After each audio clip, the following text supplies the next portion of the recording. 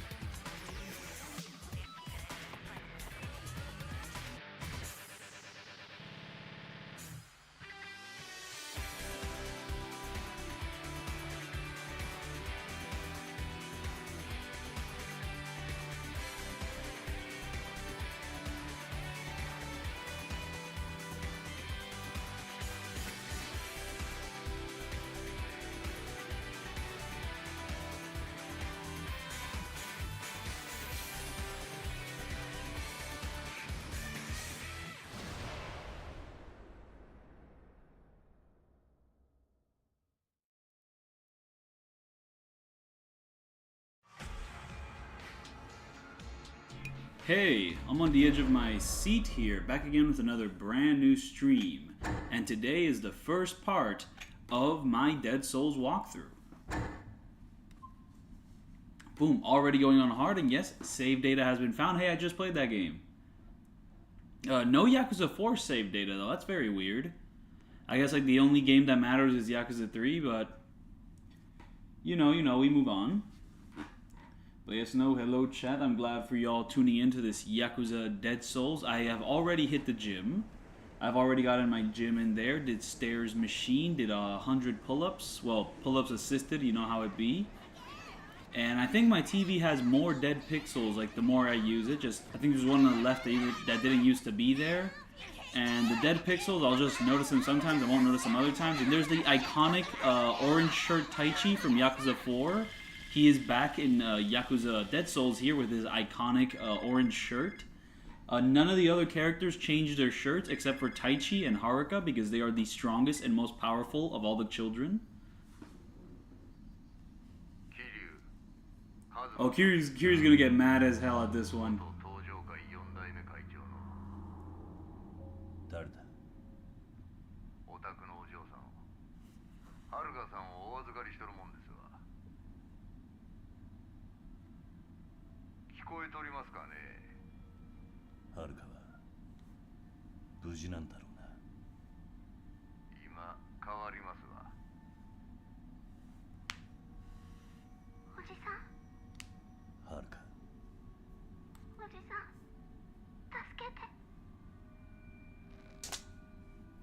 Oh, he is pissed.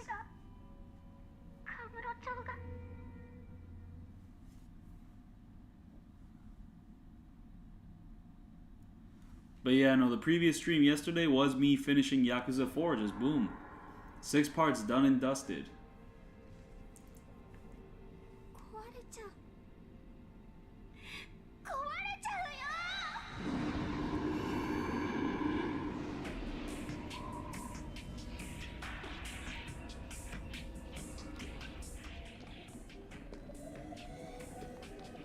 So you know, this game also starts in media res because of course it has to.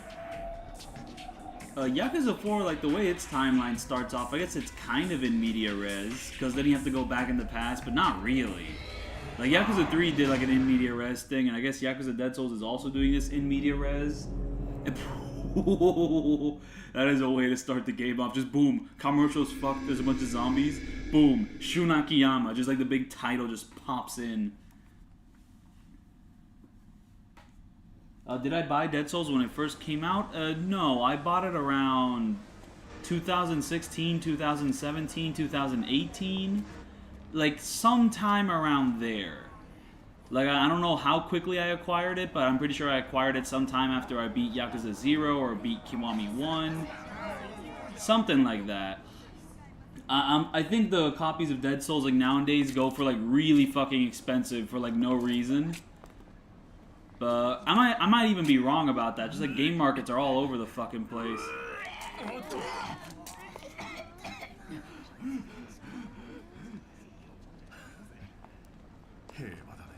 Ooh, we have Mine in the chat. Miner. Meaner. They're playing the little comedy music here. This will be the last time she shows up physically like this.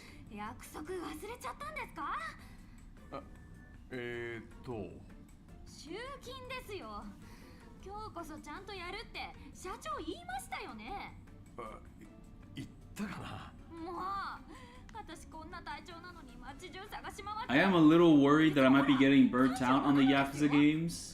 Just because I keep playing them with these walkthroughs back to back to back.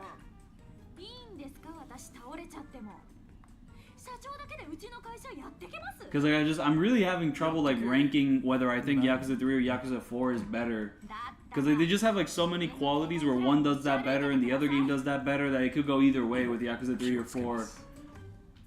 Like, you know, Yakuza 3 has like a better boss fight selection, Yakuza 4 has a better upgrade system. I think Yakuza 4 has like better side content for the most part, but I think like the single protagonist style of Yakuza 3 is like more appealing overall if you're gonna actually play the game through the entire way. Just it's tough. It's tough. And as for Dead Souls, I think I'm pretty confident in saying that this one will probably be dead last on my re-ranking of all the Yakuza games. But that also doesn't feel right because it's not an awful game by any means. It's still really fun. Even with this kind of very clunky third-person shooter like combat system, also running at like sub 20 FPS in a lot of the areas. But I just find this combat system. What is this minimap? That shit is huge. Oh my, what? Oh, and I just pressed a completely different button to go into like first person. Oh, in Dead Souls, you hold down the left trigger to go into first person, while in like Yakuza 4, you have to like click one of the sticks. I really hope there's an option to make that map smaller. I do not want it that big. Like, yo, chill out there. Like, minimap display on, off. Can I make it like minimap display somewhat tiny? Because it's like, that is huge. I do not remember it being that fucking big. That's a little weird.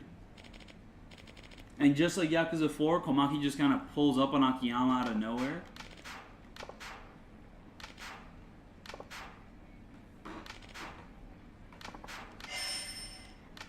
Oh, this game still has the memo system. Because also, like, this game is pretty much like copying a lot of assets from Yakuza 4 for like its thing. So it does have a lot of the positives from Yakuza 4 with its Kamurocho. But then it just kind of shoots itself in the foot every now and then by just cutting up the map.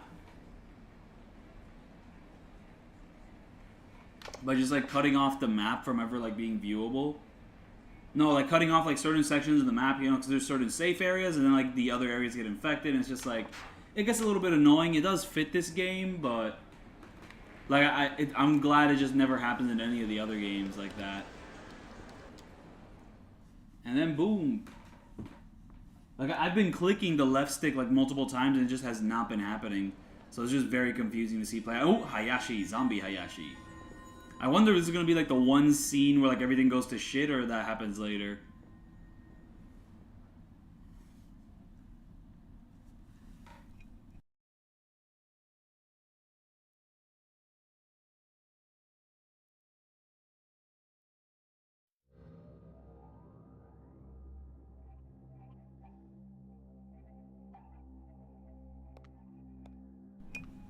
Also, I find the long battles in this game tend to be like the most boring out of anything in the franchise. And frustrating in sections. Oh, this is the scene where everything goes to shit. Just boom, the story wastes no time in getting into it. Dead Souls story is like really fun and cool. It has like a great little pace to it.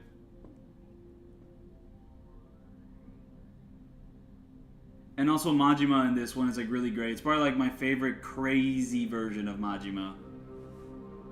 Boom. おい勝ち込みだ。明かり消せ、守りを固めろ。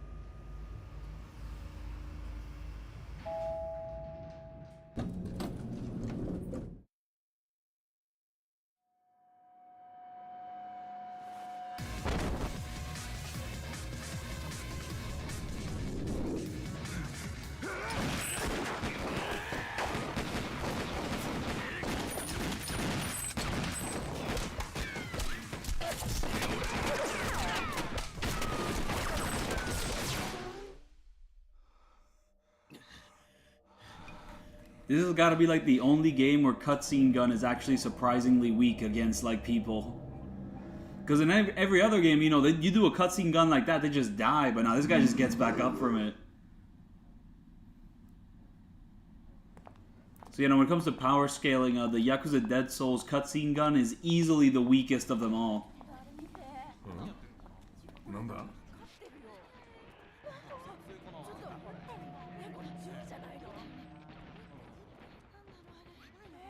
Yeah, no, gameplay gun is way stronger in this game than it is like in the cutscenes.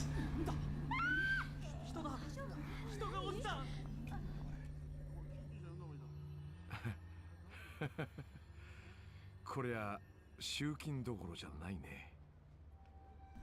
Okay, Akiyama just sees someone like fall out of a window, goes, yeah, I guess I don't have to work today.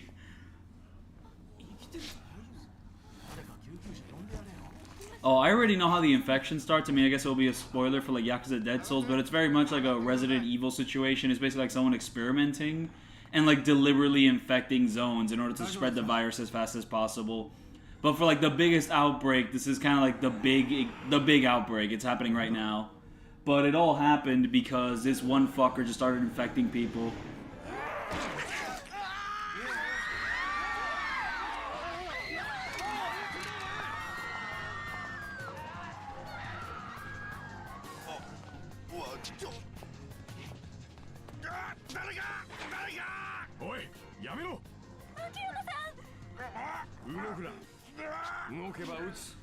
Black Ops 2 may be the better zombie game, but Black Ops 2 is not a Yakuza game, so I am not doing it for the walkthrough there.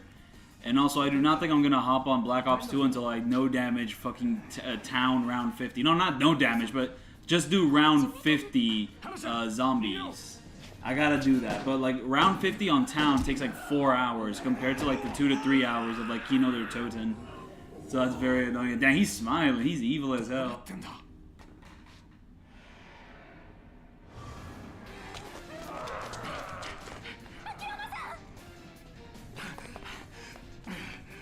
Damn, Akiyama really just left Hana-chan all the way back there. Yeah, she could have just gotten eaten. She could have died.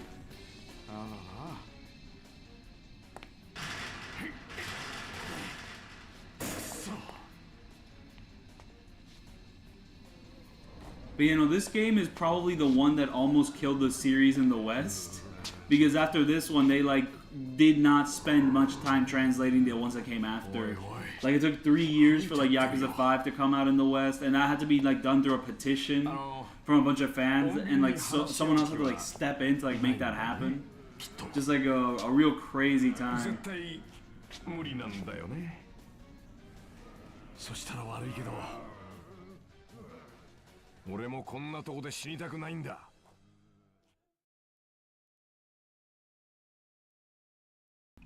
Shooting tutorial. Shooting tutorial.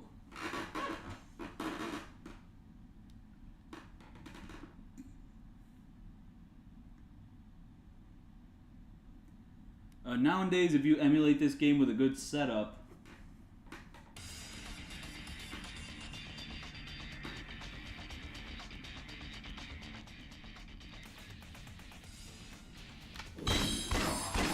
oh, damn, this gun shoots really fast. Okay, okay.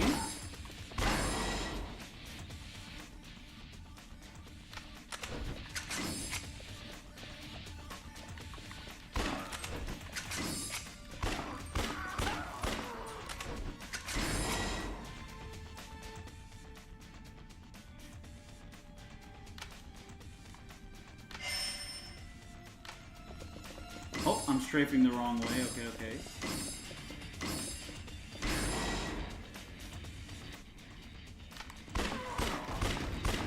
So I'm gonna kick the most zombie ass of them all.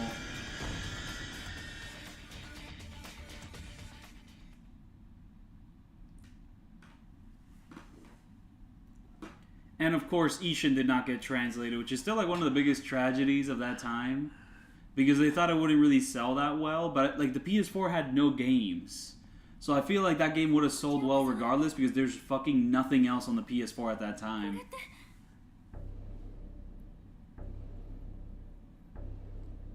Though apparently that like Kiwami version of Ishin also didn't sell that well, but there's a lot of underwhelming like aspects to like that version of the game, so I can understand like why that didn't sell that well. Just boom, they had a perfect time to jump on that and it just didn't. Because the original Ishin was just too Japanese or something. And yeah, Yakuza Dead Soul like bombed, so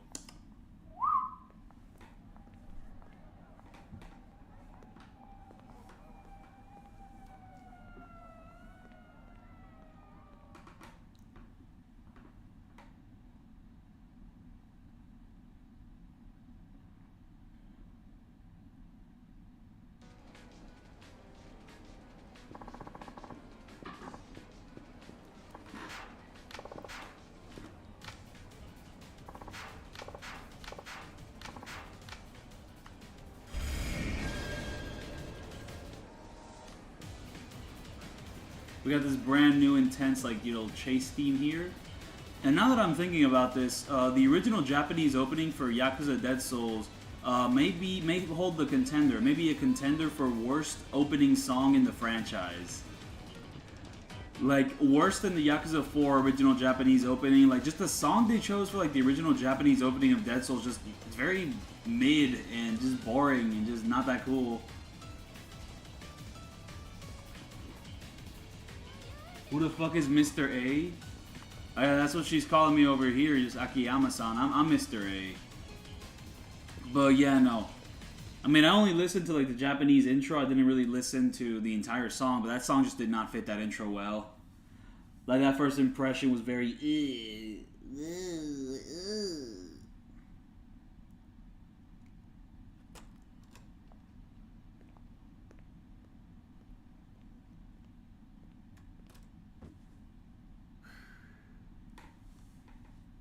人たち何だったんですかね。ああ。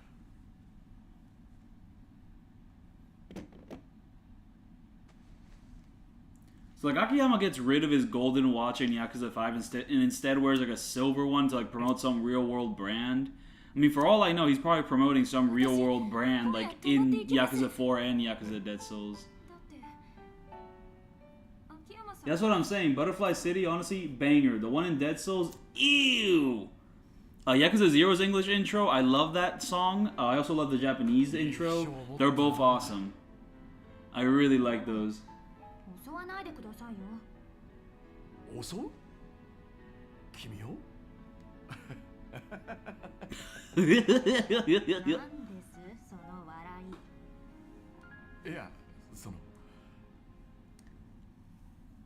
I mean, I definitely prefer Akiyama laughing over that than him laughing over a rape joke. I mean, this is like more heartwarming. And oh, Yakuza Dead Souls, I have so many fucking saves. Oh my goodness. 7 for good luck. Even though this game is not the 7th in the franchise. Wait! The original 1, the original 2, Kenzin, 3, 4, Kuruhyo 1, this is the 7th game in the franchise. Okay, save file 7, it fits. Even though I'm kind of skipping over the first Kuruhyo right now, but after this game, that is the next game I plan on streaming. I just wanted to finish up the PS3 titles with my walkthroughs here. And this is pretty much the last one I plan to do on the PS3. And the rest I'm just going to do on not the PS3. But yeah, no, this actually is the 7th game in the franchise before Yakuza 7. Just the 7th one to come out. What if Hana-chan was really big? That sounds fucking awesome, Tomas. That would be so swag.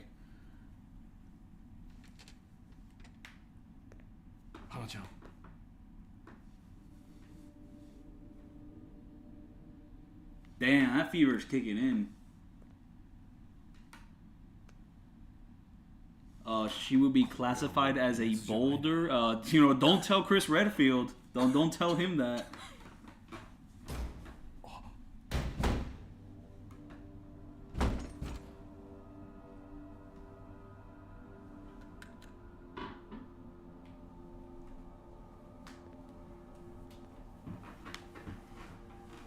Maybe one day I'll no damage Resident Evil 5's main campaign.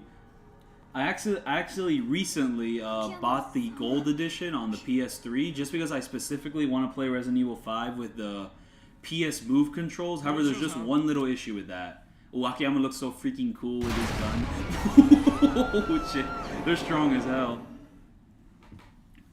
But there's just one issue with playing Resident Evil 5 with the PS Move controls. One, I own 0 PS Move accessories, and also I heard it's kind of ass, but if it's anything like the Resident Evil 4 on the Nintendo Wii, I'm going to have a great time. But that controller is nowhere near as fun to use as the Nintendo Wii.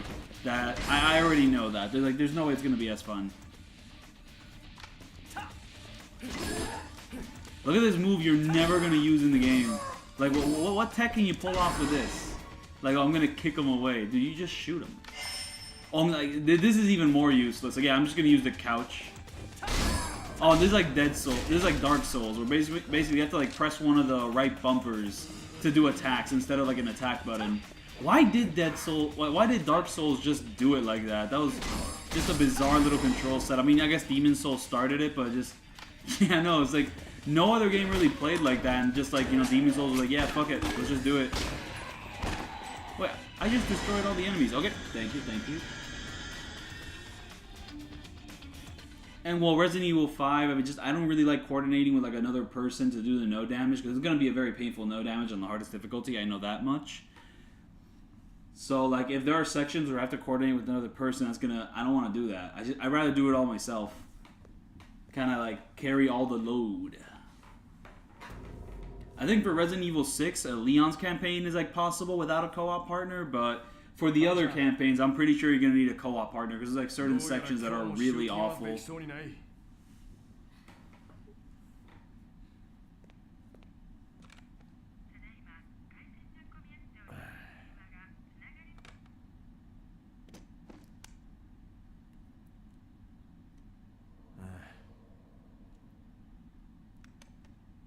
Arguso.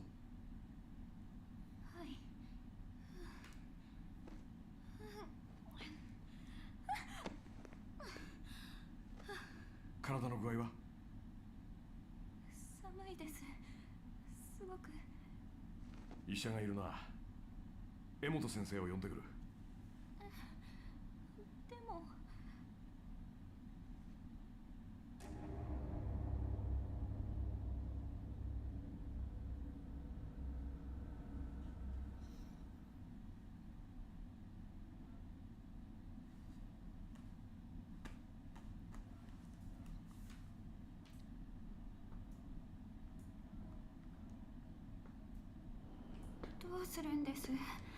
Oh, this game has like a weird like setup for its cutscenes as well.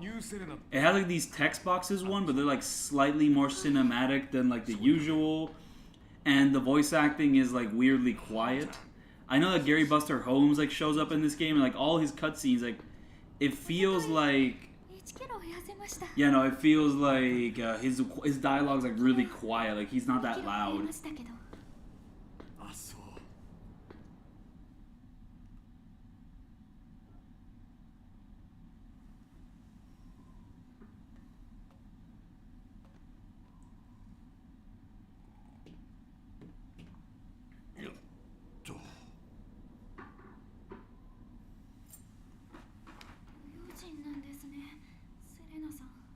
そうなんだよね。でも助かった。礼は今度言うとして、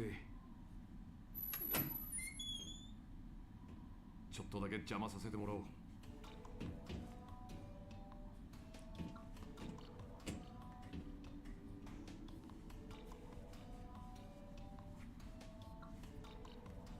This is a cool little shot to like kind of bring them into the areas, going from like above and down. すぐに戻るよ。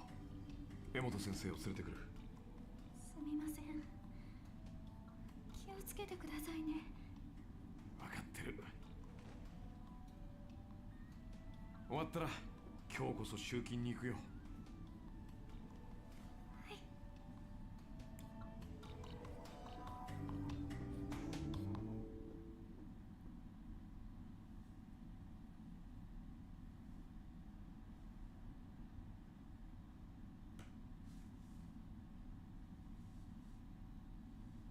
I mean, like, the Serena is still running.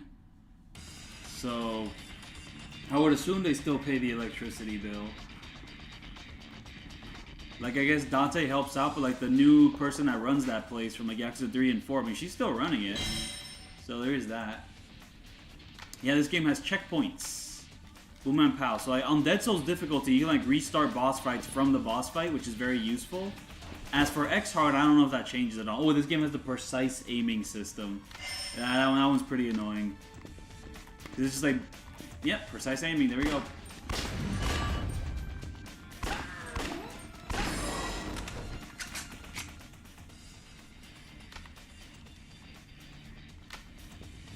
Oh, the game will not let me advance until I get it like a little upgrade there.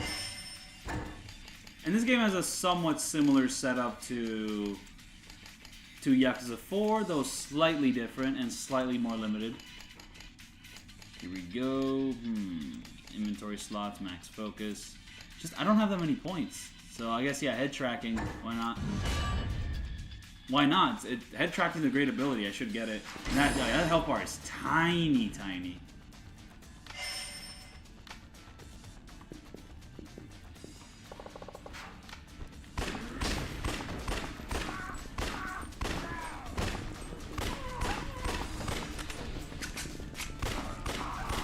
And also on Dead Souls difficulty, like, the enemies get more super armor, which just makes the game a lot more annoying. So you gotta watch out for that. Oh, and they're behind me as well? Oh, hell no.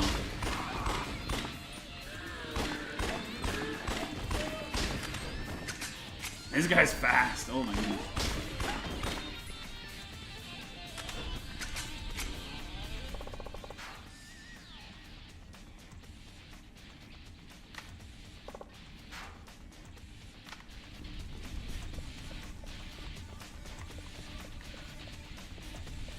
Look at this little, like, area here. Look at the way the lights are kind of bleeding out there. That's fun. I like that.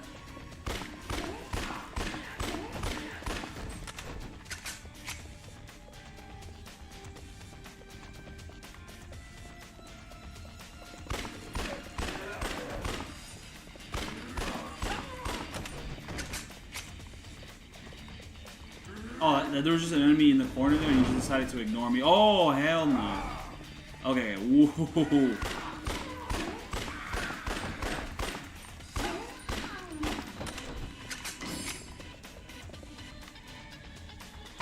These guys do not fuck with stairs.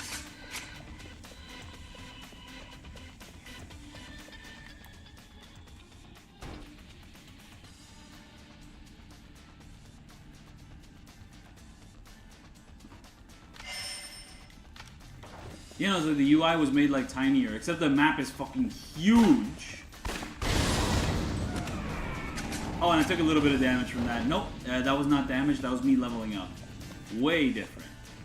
Damn, that was just charred. Okay, that's a brutal little image right there, and they're all gone. Okay, they're all gone. Like, they really have to put in like so many resources to make this game, and only for it to be kind of a big flop, just trying to cash in on the whole zombie craze of the era.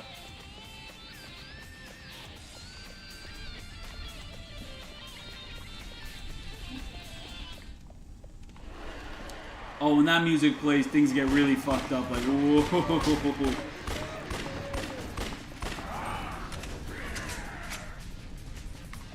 Whoa, wait.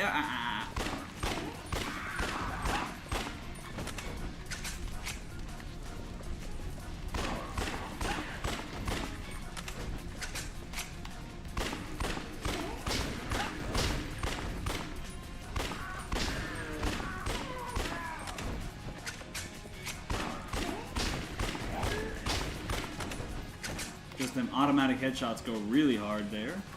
Whoa. Oh, okay, okay. There's a zombie right there. Okay, I was trying to like open the chat again, and that did not end up working.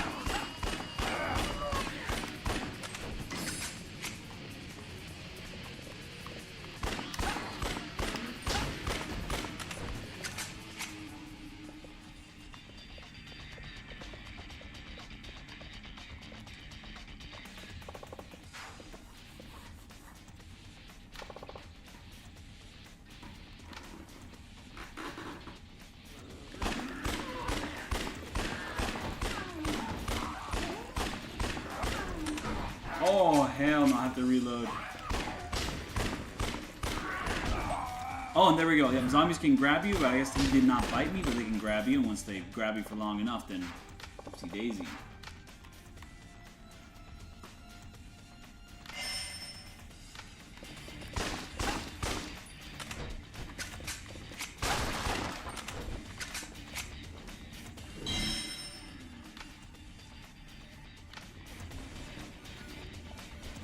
So yeah, this game you can also ignore a good amount of the zombies if you really want to, even though you don't really have to worry about like ammo. But yeah, yes you do.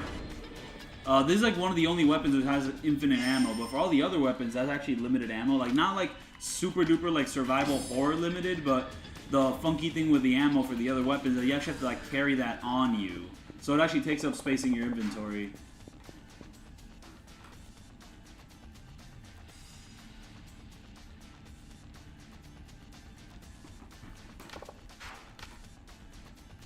Boom, the heat action that takes a lot of time to kind of set up.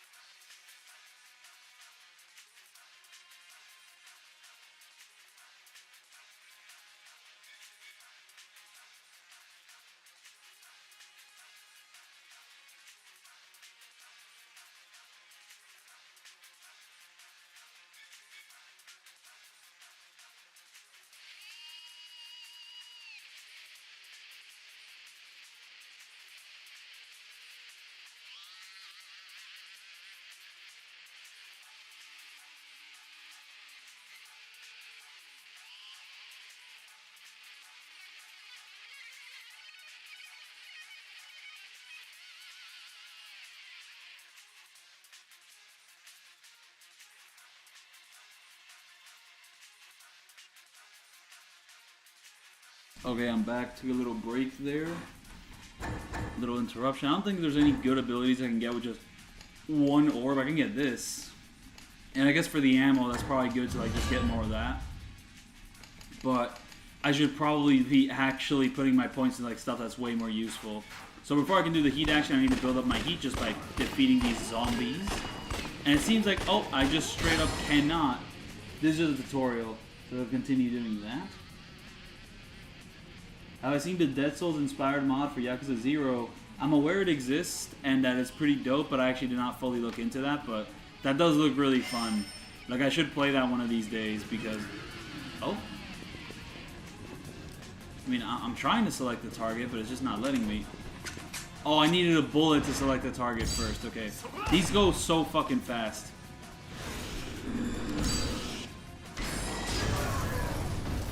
Like, it's hard to take advantage of like the little heat actions you can do in this game when the QTEs for them are always like absurdly quick.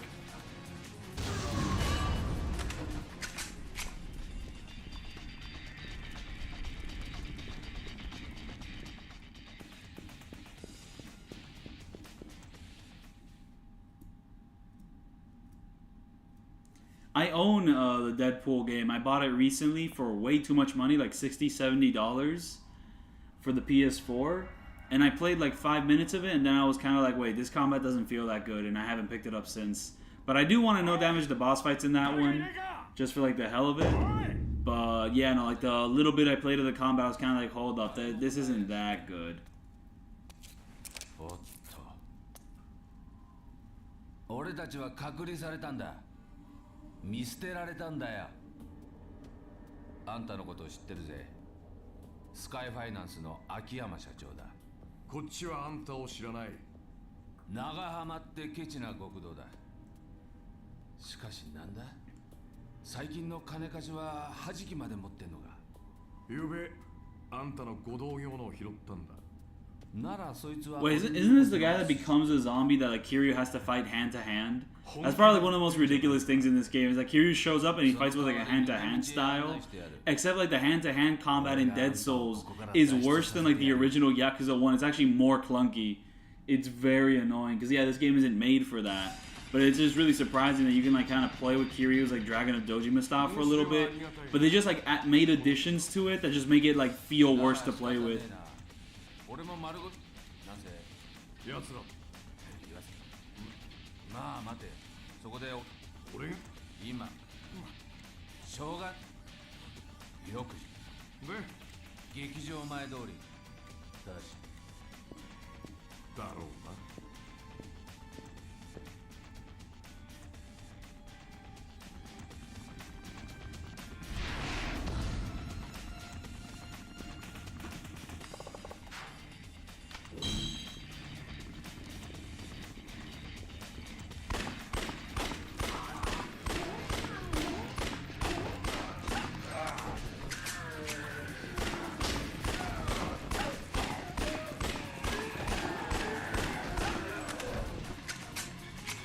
And yeah, no, I mean, the game already taught us this, but you can get quicker reloads just by pressing the reload button automatically. If you keep pressing the shoot button after you run out of ammo, you'll reload, but it'll just take longer.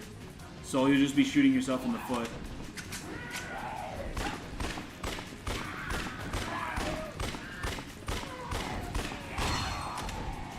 And I just shot myself in the foot, okay.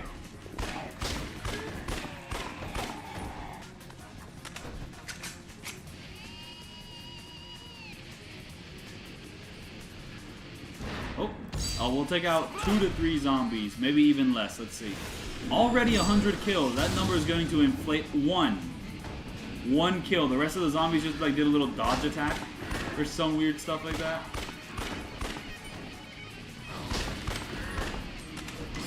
Oh wait, the fire killed that zombie. That's good. That's good.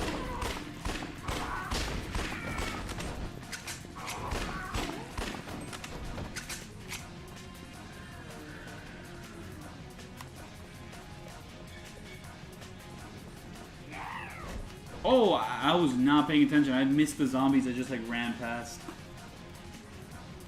But yeah, Dead Rising is a game I really want to go back to. I only played the second one, but I should buy the first one, and it seems like the best version of the first one has to be on the Xbox 360. And I'm just very glad I actually own the Xbox 360 version. No, I actually own an Xbox 360, so I can buy the Xbox 360 version and play it like that.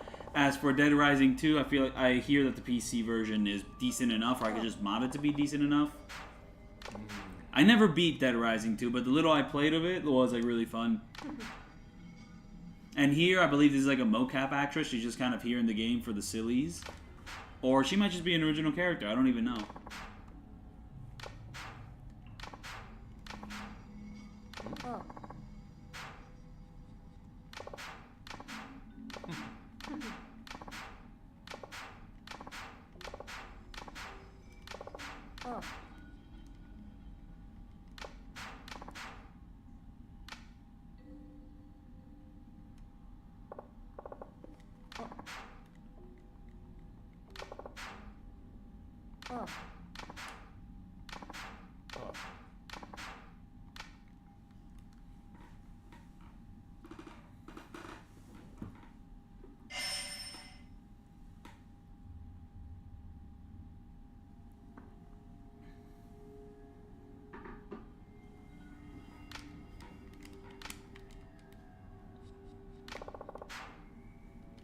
DVD shop. DVD shop. Let's do it.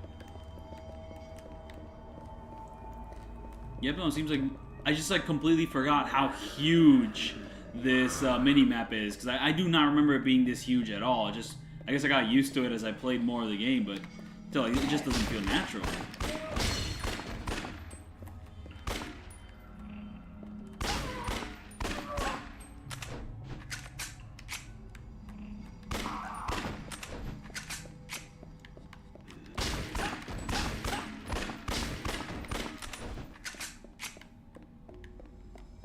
Oh, so the DVD shop is here, but if I go in here, there'll be like more zombies maybe, or like a little special item.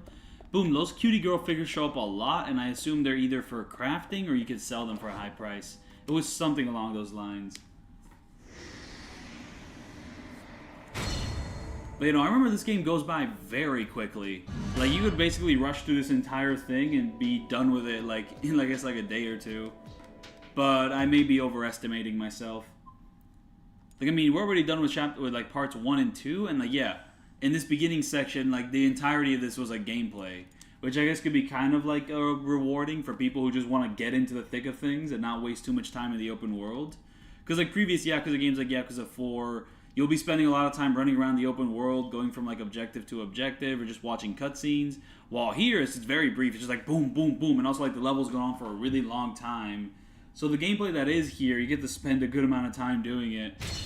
It's just that the basic, like, you know, like shooter, third-person shooter gameplay I just do not find as fun or as interesting. I mean, it's interesting, but I don't find it as fun as the hand-to-hand style of the Yakuza games. You know, that's just their bread and butter. So to jump into this all of a sudden, it's not as rewarding for me, but like it still is fun, despite how clunky it is. Honestly, the clunkiness gives this game a certain charm in like this day and age. そりゃどうも。撃つなよ。こいつら人間だ。敵じゃねえ。ようあんた助かったぜ。銃が手に入りゃ。Damn, this is real heroic music. ああ、はじきの保管場所はこっちだ。ここでバイトしてたことがあってよ。この通り、暗証番号も知ってるってわけだ。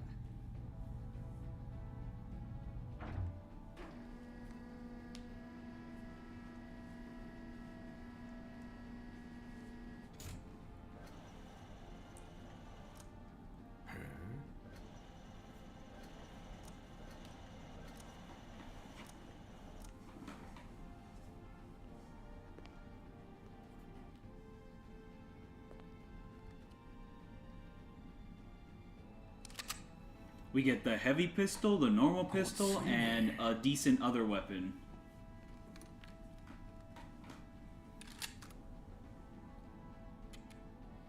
Akiyama. 遠慮はいらねえ。あんたから好きなの選んでくれ。当たり前だろ。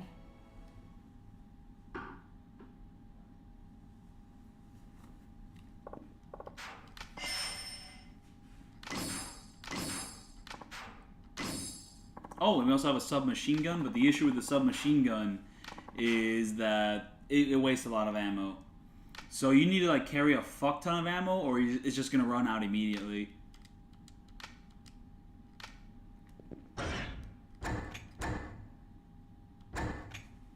But this is a really fun weapon to use. It's just shamelessly like, oh, an ammo like eater. Ooh, do I have any? Oh, I have this weapon. No, I have like this item. Okay, boom. Let's increase that. Let's increase that. Yeah, let's do that. And anything good to upgrade here? I mean, level 5. Oh, only 2 points so far. Okay.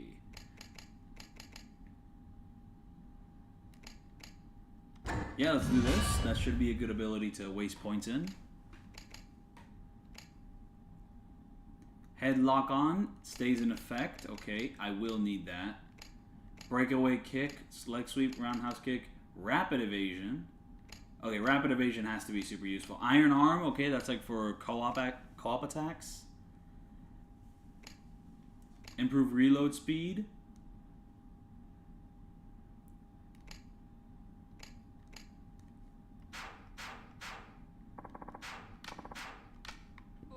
I mean, yeah, what else are we going to do here? I love that I can just run in this shop, because usually when you're in these areas, the game forces you to walk. But no, for this one specifically, boom, you can just kind of run around. Okay, that's fun, that's fun. Let's get the hell out of here.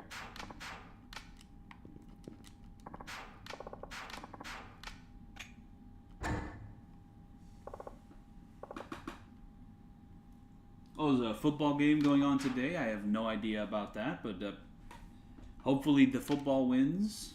Big win for the football. I'm going to continue here just killing zombies. I finally set up a 4K monitor I bought, and I plan to use that in conjunction with the Steam Deck, and I think my stream is dying right now, because of course it might be. Let me double check my OBS there. No. Stream is doing okay. However, to set up my 4K monitor, I'm actually going to have to go buy another extension cord. Like one specifically made for plugs, which have like the 3 like plug-in things. You know, they have like the left and right plug, and then like below they have like a little pole that you also have to plug into a wall. Oh, okay, and then for this button, you have to do that. Little tutorial there.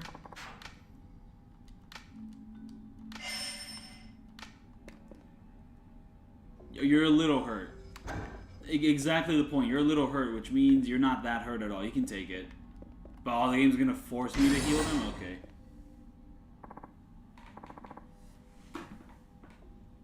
And whoa, 33 viewers. Oh, we're playing that Dead Souls. People are watching this Dead Souls. Alright. But let's move on. I'm gonna waste all the ammo in this weapon and then be surprised when I do not have ammo later on. Hey, did you just get lost? No. Do not get lost.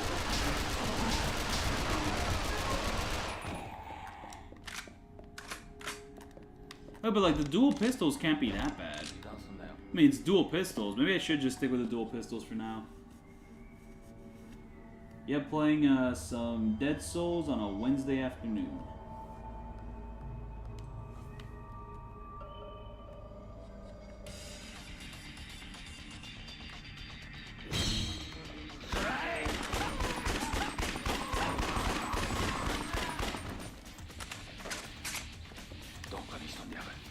Oh, and I think I have controller drift because I just randomly went in like that one direction. Boom, little teleportation there.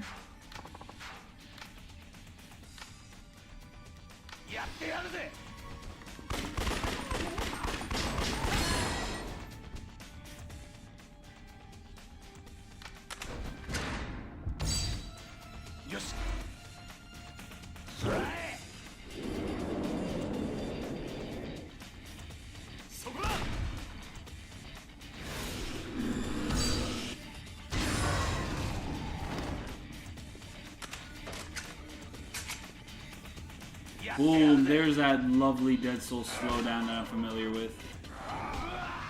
Oh, and my partner is fucked, okay. And he's fucked not by the crowd. Oh, I killed 75 zombies without being hit. There we go. No damaging right now. Yeah, the huge crowd isn't what's fucking him up. It's just the one zombie that grabs him. Because of course it is.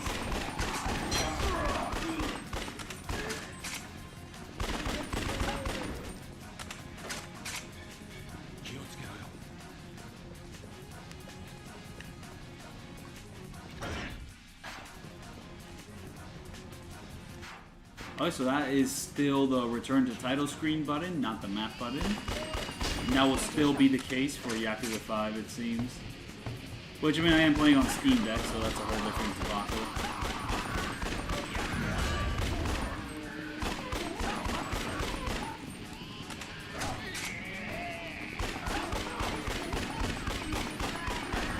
Oh, damn, tackling zombie. Shit.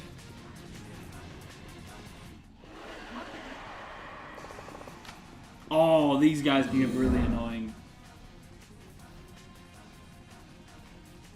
You know, this game at 60 FPS I think would be pretty dope as long as, you know, it's not like, it doesn't have any like awful gameplay problems, like, you know, increased blocking or something. Or something absurd like that. So yeah, like, for that guy specifically, we really have to like make use of like the precise aiming just to hit his big ass head. Oh shit. Like so, we have to do this. Oh, that does not deal much damage.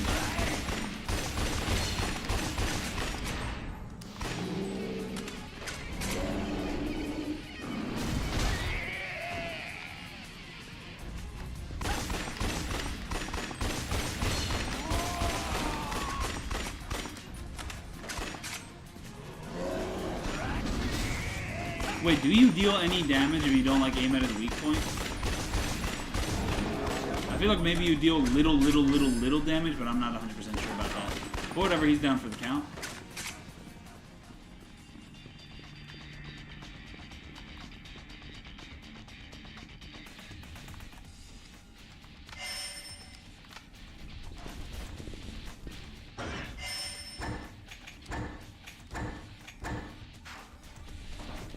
Oh, he's...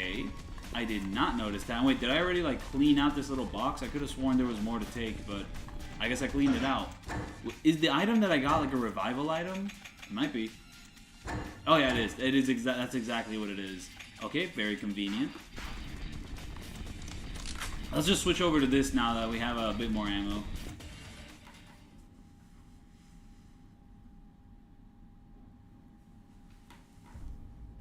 Kokoda. 準備がいいんだな。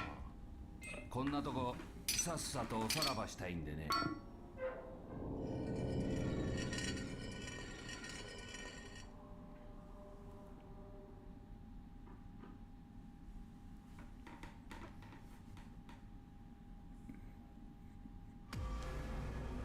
Oh, and here we have the really shitty dungeon theme.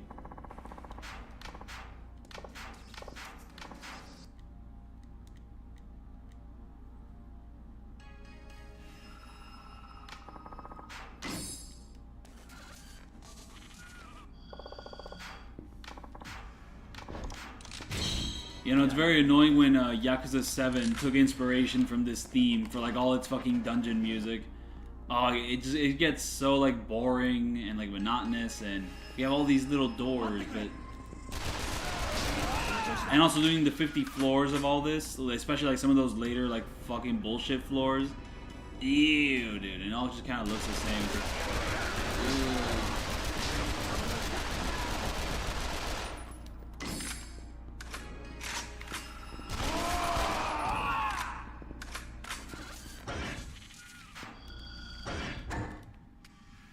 That is the wrong way to go. I mean, you'll get more XP going that way, but I don't know if we really need that much XP. Can I do a tandem blast?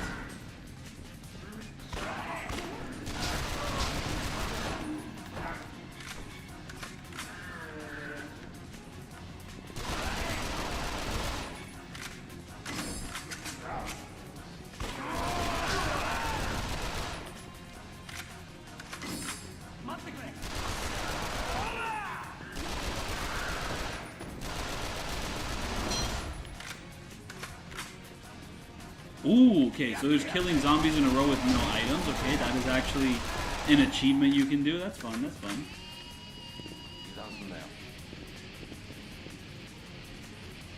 Some of the zombie noises, maybe like some of the vocalizations sound similar to like Tane. Oh, there's traps.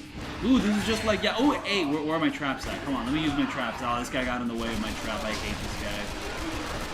I had a trap set up. Okay, now I have it. This is just like Call of Duty Black Ops. I can use the traps against the zombies. Except like every cutscene for like the traps is like kind of like slow. It's kind of like slow-mo because the game just can't handle it. Now we just kind of have to wait for this to play out.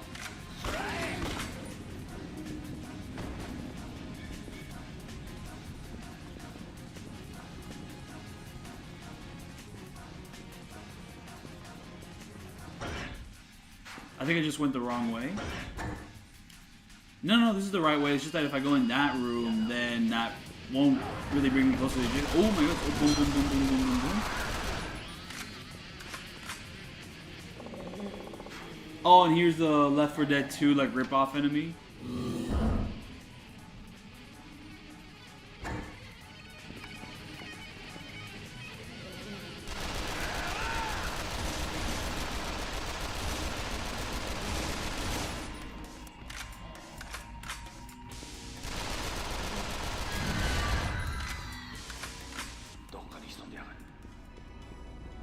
Yeah, this game has a fuck ton of different inspirations from like Resident Evil to Left 4 Dead. Like, it pulls from a lot of different sources. Just like make this one big little zombie homage game.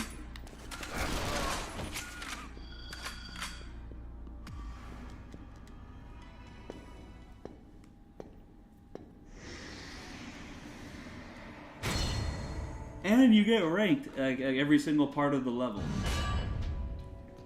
Which honestly is pretty in line with other zombie games. I think other zombie games are also big on ranking you. So hey, why not? And also, there comes a certain point in like the combat Yakuza games where you also get ranked, but like it's a lot more superficial than like the stuff happening here. You don't get like a big A rank or whatever. It's just like in Yakuza 0, there was like multiple different things you can do, and you'll have like this objective completed or this objective completed whenever you get into like a random encounter. Same thing with Lost Judgment. And if you do certain things during those random encounters, you get slightly more XP. I mean, it's fun that it's there, but there's not really much to that. Though I guess some upgrades in like Lost Judgment, the Kaito files are locked specifically behind doing like achieving a certain like combat status, like 10 times like, you know, in a row, or like 10 times here, 20 times there. And yeah, no, life just continues on normally after the zombies fuck everything up. It's funny because later in this game, we're gonna like completely demolish this section through with like a tank, and we're just gonna like shoot at this big monkey zombie. Monkey! Ah!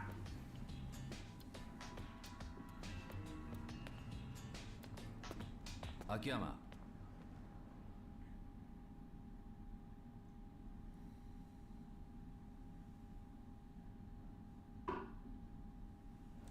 借りができたな。あんたは医者によ。何だと？俺じゃない。お前付き合ってくれ。まさか。だが、モグリの武器屋だ。買うことはもちろん。なるほど。またバリケード。その。へへ。Boom! And now we're on the final chapter of Akiyama's section, and yeah, it's gonna be like a level. We do the level, and then there's a boss fight, and then it's over. Very quick and breezy game up until you get to Ryuji's section, and then things become hellish. Because like Ryuji's levels just do not fucking end. They just keep going and going and going and going. And then he has that fuck-ass forklift section, which is just terrible. Wait. Oh, that was not chapter 4. This is chapter 3. What? Okay. I did not notice that. So okay, we're not done just yet. That is not the final chapter. Chapter 2 actually went on for quite some time, just because it was like all gameplay, all level. So I guess like first half of like Akiyama's little section here, all story, gameplay back to back, and then we get to this part, and now we can do like some more memes. No, like some more sub-stories. I mean, yeah, Shinada just does not live here, so he would not have to worry about any of this until it reaches his section.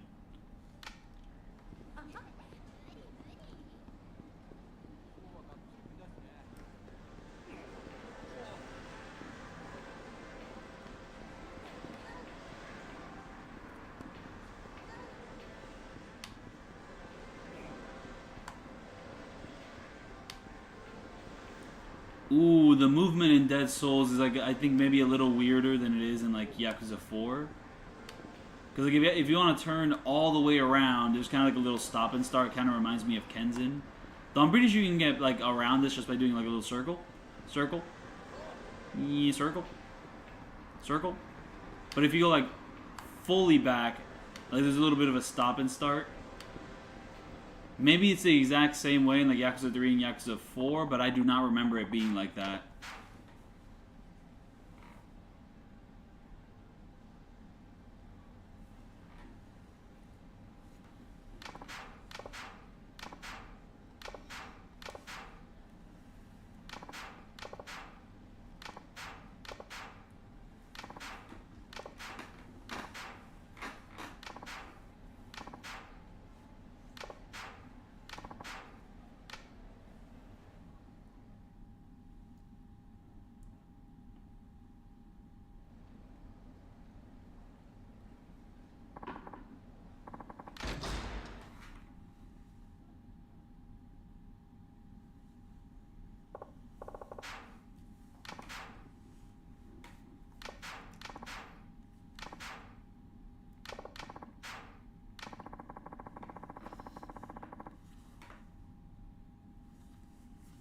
Yeah, I'd be down for a Dead Souls 2.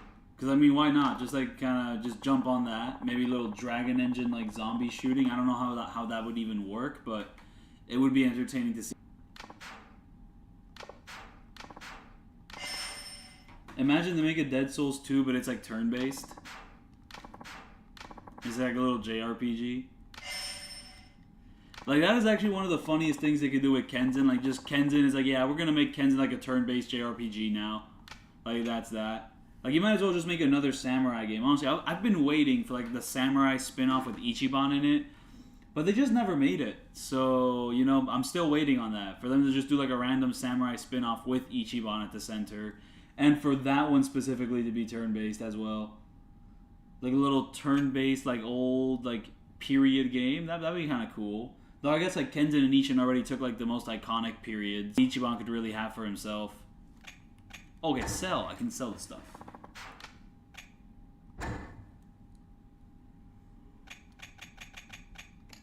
Ooh! That is some money right there.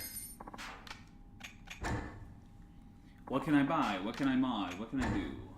Buy items? No. What? I mean, I will need some healing items, but not that many. And submachine gun ammo? Okay, I will need a good amount of that. Oh, my inventory already ran out of space with all of that. Boom, already full. Let's see, can I mod anything?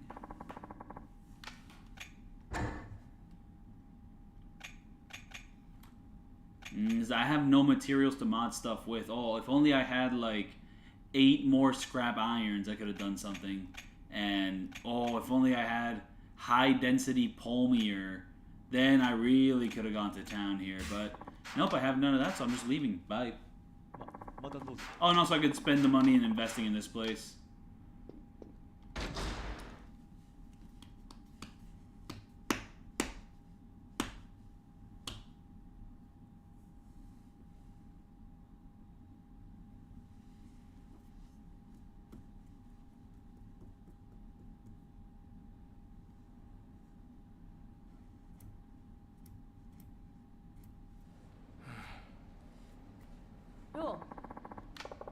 Ooh, she wants to info them about her little, like, sub-story, side quest mission stuff. Little completion list.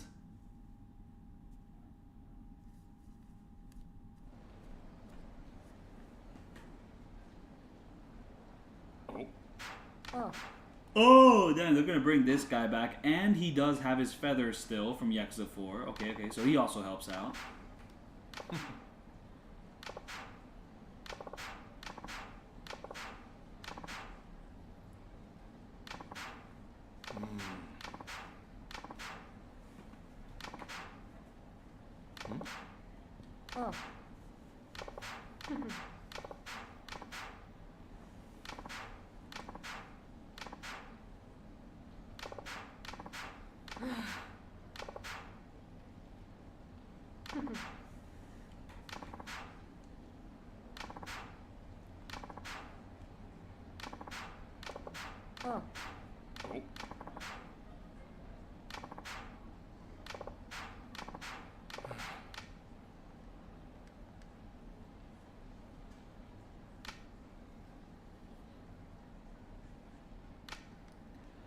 yeah, and also like another feature of this game is that like there'll be like shops which are shut down in like the quarantine zones, not the quarantine zones, but like the zombie zones, and you can pretty much like help out, clear it out, and then once you clear that out, you can buy stuff from there.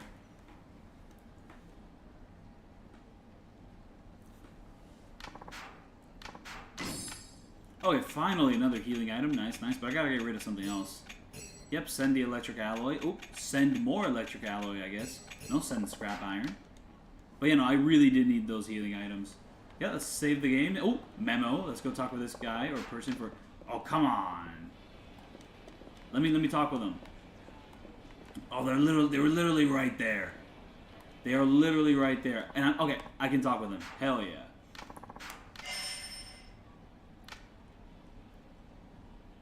And boom, you can like pass and fail sub-stories. Okay, okay.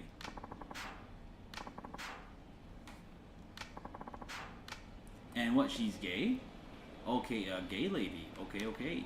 Lesbian. And what, another blue person, but they're all the way over there, so I can't reach them. What's going on here? Have I gotten any Yakuza Platinums? A couple. I got in a couple Yakuza Platinums. I've gotten the Platinum for Yakuza 0, Kiwami Wealth. I got one for Yakuza 2 on the HD collection of the PS3 version. And I think there was... I also got the one for Gaiden. Gaiden's by far the easiest one. And yeah, I think those are the ones I've gotten so far. And I practically got a Platinum for like Yakuza Kenzin, but I didn't exactly 100% the completion list in that game because 100%ing the completion list in that game is actually like horribly painful. And just like, I don't think anyone should do that. Like, even if you know Japanese, I'm pretty sure like that little completion list is like horrid.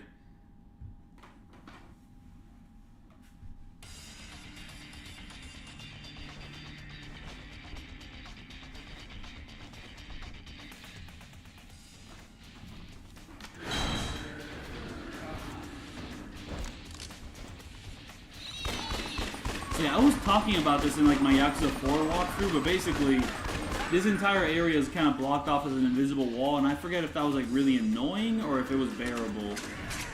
But yeah, no, this is like the only way to enter the area. Once you enter this area, boom, the zombies they gang up on you.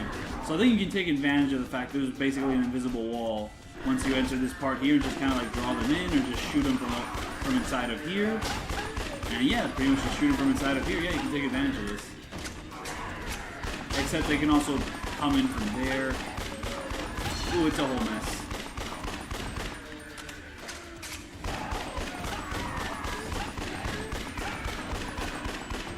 Like, what am I even... Oh, I have to head for Theater Square. Okay, okay. And to go to Theater Square, I have to go up these stairs. Or maybe I have to go upstairs on the other side of the map. I don't know. We're about to find out whether I made the right choice or not.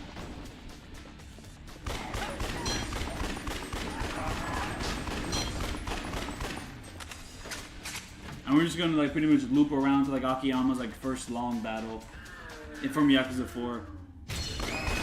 Oh, and the witch is always going to be here. That's what makes this area annoying.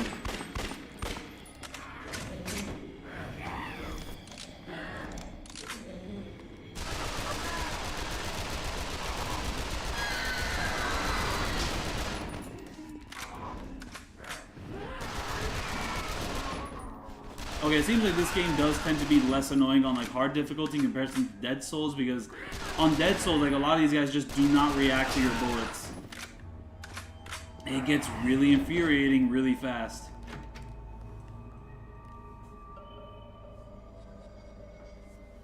I guess like the only painful thing about the Platinum for Dead Souls is like doing the entire Subterraneum.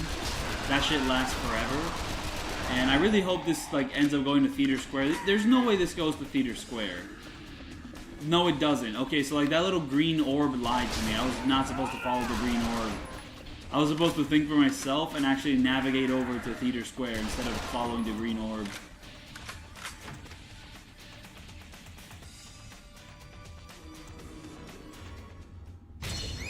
And the witch respawns. And yeah, if you try to emulate this game, there's going to be a couple issues. Like, the game should just become really red if you don't have your graphics set up right. So, you know, that's a quick warning there. Because I've encountered that issue before. In fact, I've talked about that issue before in, like, a little rant video I did when I was trying to, like, play Yakuza Dead Souls on the Steam Deck. you know, in the beginning years. I mean, in the beginning year, so not so much years, but I did not have much luck with it.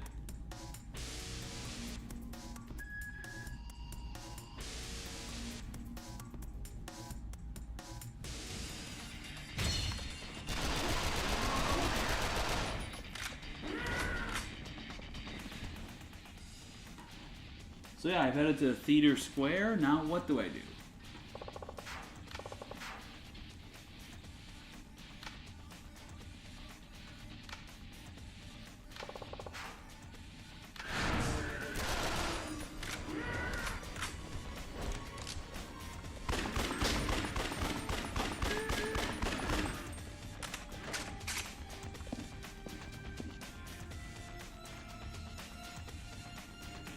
But you know, I'm just very glad I picked this game up before it got like stupid expensive.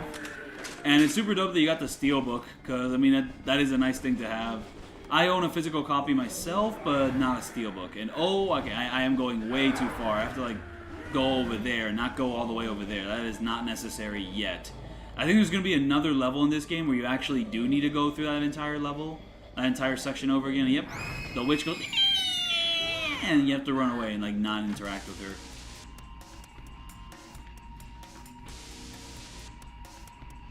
You got Dead Souls from the internet, it's pretty cool. ain't that swell. But yeah, no, I own a physical copy and I'm playing on original PS3, no emulation here. And I'm just kind of running that. I have emulated Dead Souls before. I had to do it specifically to like do a Roblox Dead Souls like mod run thing. And the fun thing about my Roblox like Dead Souls No Damage is that I got to use the same save files from my PS3 walkthrough here. So that was entertaining. Though, like, I get the Roblox mod, there was no way to, like, make the octopus fight, like, fully Roblox.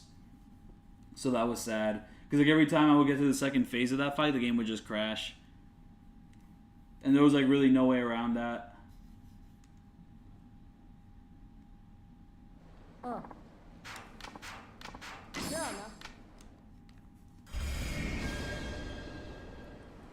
Boom.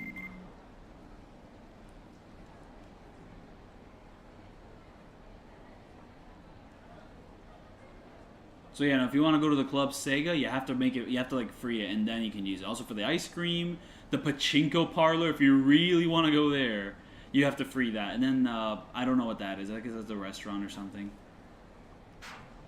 And boom, she'll be at Cafe Alps, and I'm pretty sure you can try to hit on her, but then she'll like say something like very insulting, and you know it's gonna be very sad. So I'm like, oh man. So yeah, no, enemies just will not fight you when you're roaming around the open world because they have better things to do. And also, the only combat system in this game is just guns. But yeah, no, I mean, considering how much the game costs now, I mean, I'm all for emulation. Especially for old games, which like current companies do not care about having on modern consoles in like a good fashion. Because sometimes like a game will get ported to like a modern console, but they'll just do a really shitty version of it. Like, at that point, you might as well still like emulate if it like runs better for you. However, don't let your ego overtake you though, because that's what happened to the people who made like the Switch emulator. Basically, they had to like shut that down because Nintendo told them to. But like they were doing some really egotistical stuff. Basically, like they somehow managed to get like a leaked copy of like the new Zelda game a week or two before the game even came out, and they were emulating it that way. Like, it's one thing to emulate that game because, you know, your PC can run the game better than the Switch. It's another thing to just have the game leaked, like, a week or two in advance. Like, of course Nintendo was going to shut them down. And I'm pretty sure they, like, put their emulator thing behind a paywall. So, like, they were actually charging people money to use the emulators. So, at that point, yeah, they were kind of asking for it. So, you know.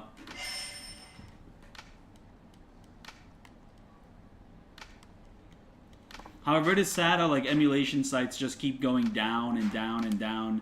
Like Emu Paradise going down was a huge tragedy. And then Vim's Lair, I think, recently had to go down mostly. However, one cool thing about Vim's Lair is that they still have like game manuals. Like, they didn't just have ISOs on their site. You can also check out like old game manuals just to kind of like get caught up with that history. So that site still has a purpose, but for the ISOs, it seems like a lot of them got shut down. because of like a fake report from Nintendo, like some trolls. I don't know, some weird shit.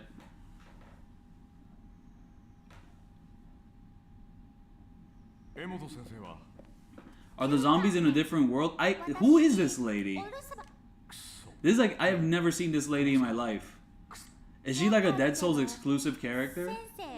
Because there's no way she shows up in Yakuza 4. I do not remember this lady being in Yakuza 4. It would also be crazy if this is the lady that you end up meeting up with, like in Yakuza 8. But there's no way. Like the lady in Yakuza 8 had like what, black hair?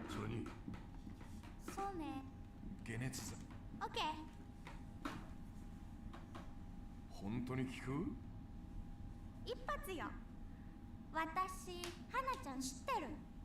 サンキュー。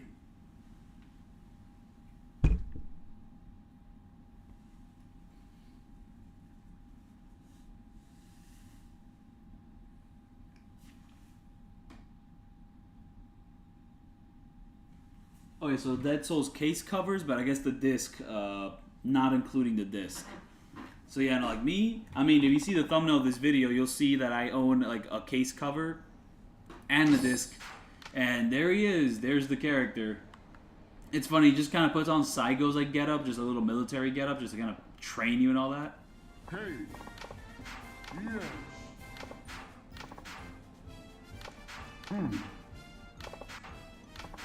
Like, I think whenever he has like fully voiced dialogue, he sounds kind of quiet because like the music like overtakes him. It's like the audio editing is like a little bit weird, I remember, but I might just be tweaking.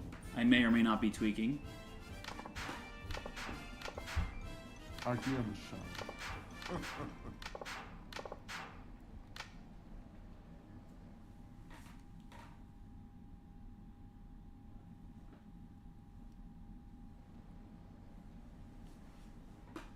Yes.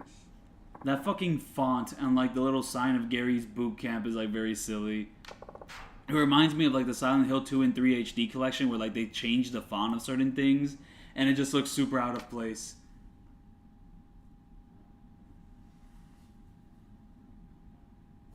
Hi. But yeah, these zombies are not from a different world. They are just normal people infected with a specific virus created by a mad scientist who's an asshole, and he looks like David Bowie slightly. He's got like a similar vibe, but he's he's mocap like a famous Japanese actor. Just don't know who. Good.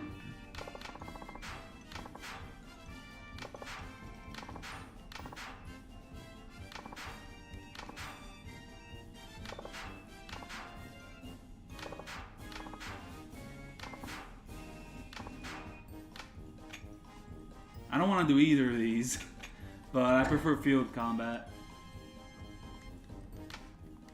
Like, I mean, this will give you, like, some decent abilities, but I'm good. I'm just going to continue on and just not do it. Ready, go!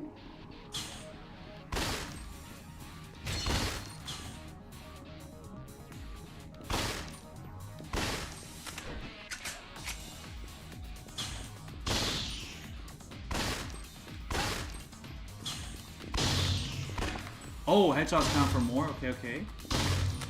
Boom, I can just get easy headshots. I forgot about that, but you also gotta watch out for any enemies which are boom, boom, boom, boom.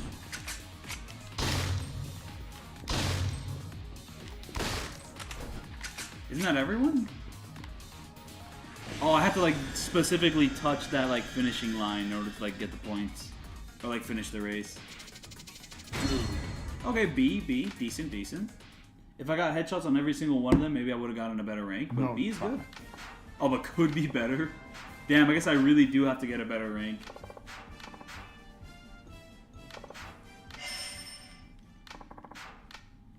But yeah, no, I'm not doing all that. This is a great poster.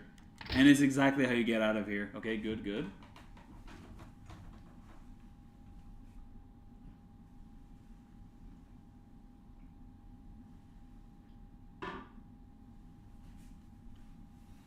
But yeah, no, for a game which is one of the more obscure ones in the franchise and also, I guess, one of the more underwhelming ones in all things considered, the credits are awesome. Go back to the manhole. It's funny how the game just immediately teleports me back to like the main objective if I want to. I mean, hey, that is kind of what I'm trying to do. Oh wait, this game marks sub-stories on the map. This may be the first game to do that. Because Yakuza's 1, 2, Kenzen 3, 4. No. That did not happen. You just have to run into it. But no, there's just like little question marks. So I guess Yakuza 5 was not the one to start that. It must have been this game. Did Kuruhyo 1 do that? Because maybe Kuruhyo 1 could take credit for that, but I'm not sure if that game did that. I do not know anything about that. How do I unlock this? Oh, I need more points. I guess I'll just get more points. But I have enough. Ooh, I can talk with this guy, though. I can play some bowling before moving on.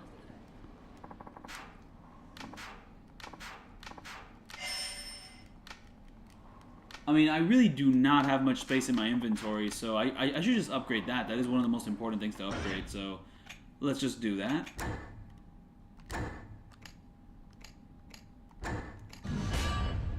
And then it's going to cost way more, and also just get more weapons.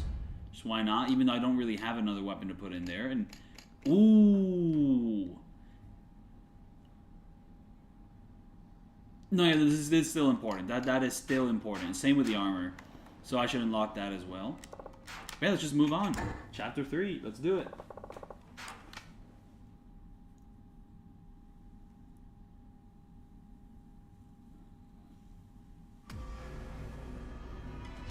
We gotta like backtrack all the way here. Okay. I wasn't having fun with this gameplay at first, but I think I'm starting to see why this could get a little bit boring like the more you play it. Especially like back to back to back to back. Like this gameplay is just, it's very simple. I mean, like it's not, there's like a lot to it. You know, you got this little headshot system, you got different weapons, you got all that, but it's just it's a shooter, it's a third-person shooter.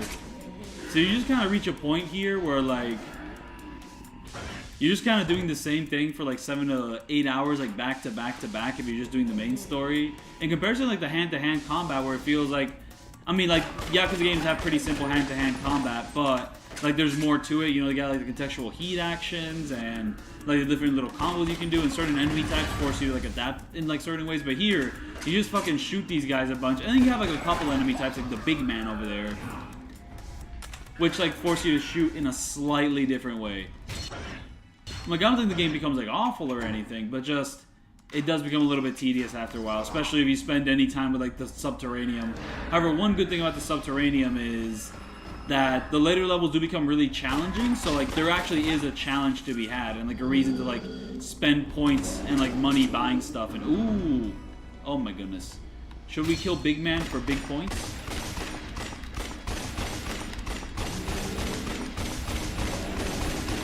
Whoa.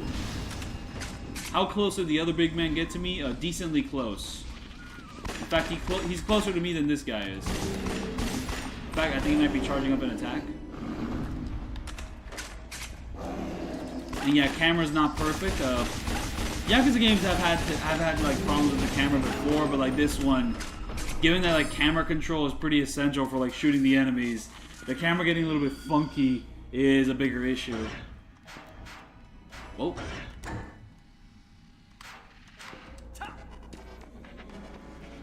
And also, you do end up like exploring very similar locales like over and over and over, especially if you end up doing the side content. So that can get very repetitive very fast. Like just for combat in specific. But yeah, what's fucked up is that the dungeon design of like Yakuza 7 and Yakuza 8 is not that different from this, which is not a good thing. Those games really need better dungeon design. Like overall. Because like the way they're designing dungeons like now, like for Yakuza 7 and Yakuza 8, they're just kind of boring. Yakuza 8 just has like the privilege of having really fun combat. Hey, come on. Give me that.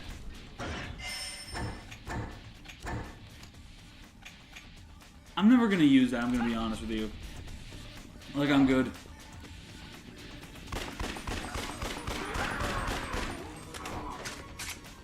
Oh, and that is the wrong way.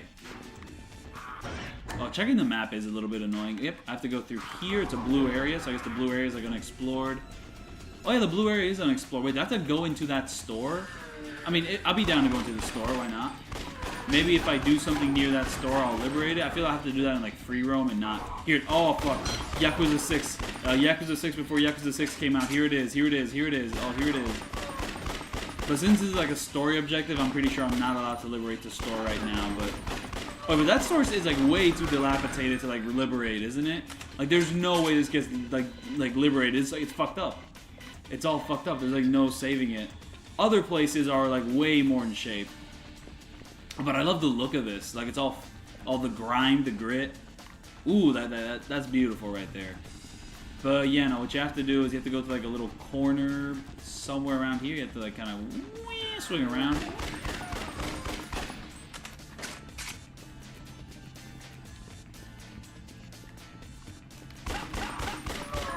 Oh, I could have shot the little yellow tanks there.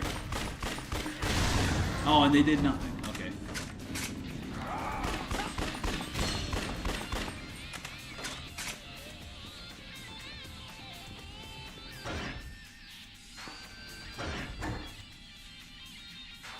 What did I just end up doing? What did I just end up doing?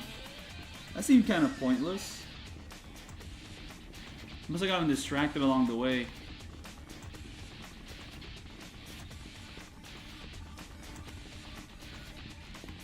Wait, no.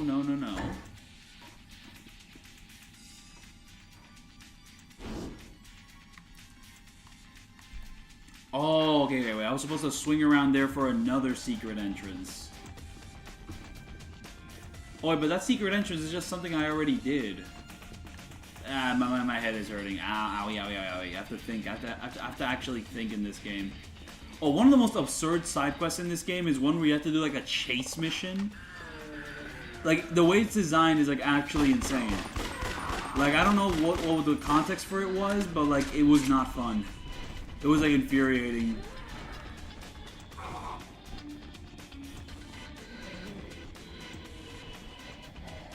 Oh, there's the witch. I want to kill her, though. Now, killing her with this gun is not that fun, but it's dealing a good amount of bullets. Whatever, this gun works.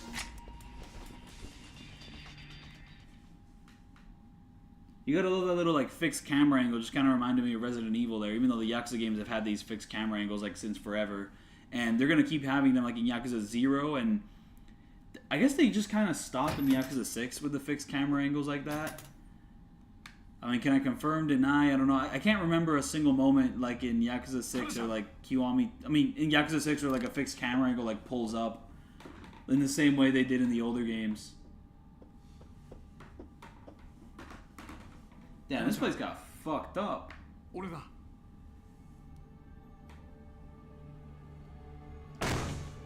花ちゃん。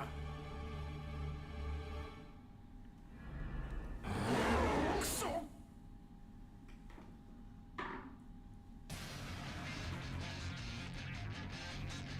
I like how the music gets more alarming here, even though like these guys are kind of a boss fight. Yeah, it's only like 2 zombies, and oh, so they actually have a decent amount of health. Cause like I'm hitting him with a big fucking gun, and it's doing nothing. Damn. This guy's not dead yet. Let's do like a little headshot, maybe. It was a headshot. Oh.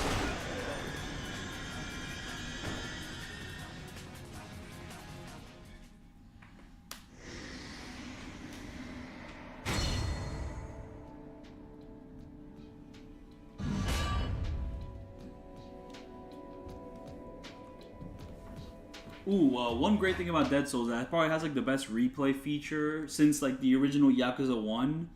Because in the replay feature, you can basically like replay every single combat section of this game. So if you want to redo a certain boss fight or a certain chapter, you don't have to replay the entire game to do it. You can just hop on in and just, you know, do it from a certain chapter, do it from a certain place. I wish like other Yakuza games would take note because like they're so inconsistent. So many Yakuza games do not have a good replay feature because they don't have one. And this is like probably one of the only games to have one. Like they really got to bring this back because these are like beat 'em up games. Why am I not allowed to replay the long battles in a beat 'em up game? Like that would be one of the best features in this franchise. Just let me do that. In fact, like certain modders on PC have kind of taken to themselves to do that. With like I don't know, there was a mod for Like a Dragon Gaiden called Boss Replay, where if you select a certain Coliseum match, you're allowed to replay certain fights from the story. And I think they're doing that for other games in this series as well, like Boss Replay modes. I think for like a Dragon Infinite Wealth, they brought it back, Boss Replay mode. Like the way that works is that you take a certain taxi to a certain location. Wow, the physics are fucking up. I can move during this. This is so strange. Like, yeah, this feels like it's trying to ape like more modern like game design.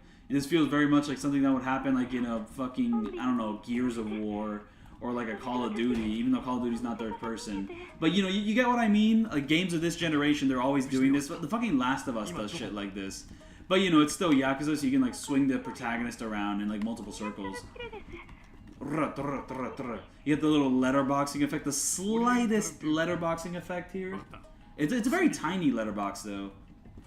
Anyway, so this has to be the final chapter of the game. Because once you go into that building, then it's game over. You know, like you beat the boss fight and we're done. But yeah, no. Like an hour 30, 2 hours, and I've beaten Akiyama's section. Like the game just is not that long. This should be one of my shorter walkthroughs in the Yakuza franchise. It definitely will be.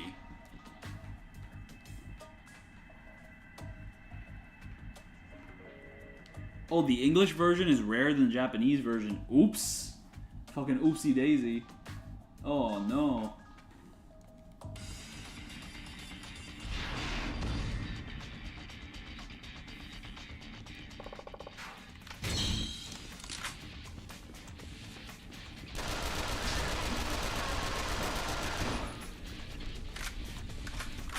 Oh, fuck. I have to, like, backtrack all the way. Nope. I just go down here. Oh, even the way the Kamurocho sign gets fucked up. There's like a little, the environmental design is really fun. Oh, they introduced the monkey boy. They're literally called Monkey! Monkey boy, rotten boy, monkey boy. There he is.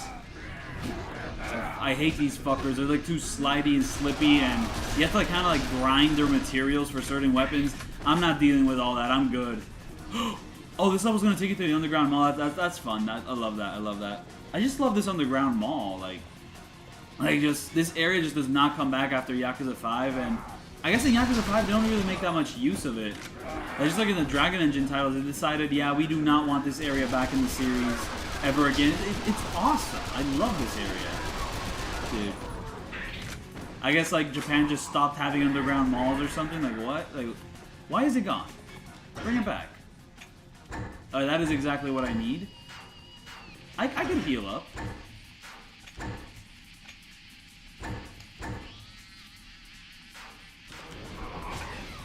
And I can heal up again if necessary.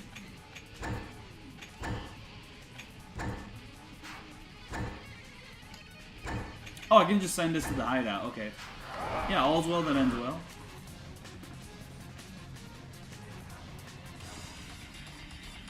You know, Akiyama does look cool as hell. And, oh, we're gonna go into a little parking lot area. Like, the way this area gets fucked up, I guess, is, like, pretty inspired. I mean, like, if you're gonna have a little, like, zombie arena place, I don't know if inspired is the right word, but I really like there's cars set on fire, like this area is like one of the less memorable ones from like the original Yakuza 4, though. Like that one little section with Tanimura where he's trying to find out where like the money briefcase is was like decently entertaining, but it is just kind of a big empty parking lot, like that's it. So yeah, no, it was fun to bring it back, but to have it be all fucked up and like, you know, it's such a tight space because cars are kind of blocking it, like, oh my goodness. And also Kiryu has a very iconic moment here where he tries to punch a zombie to death. But like not really to death. He just tries to keep punching as he does not want to kill the zombie.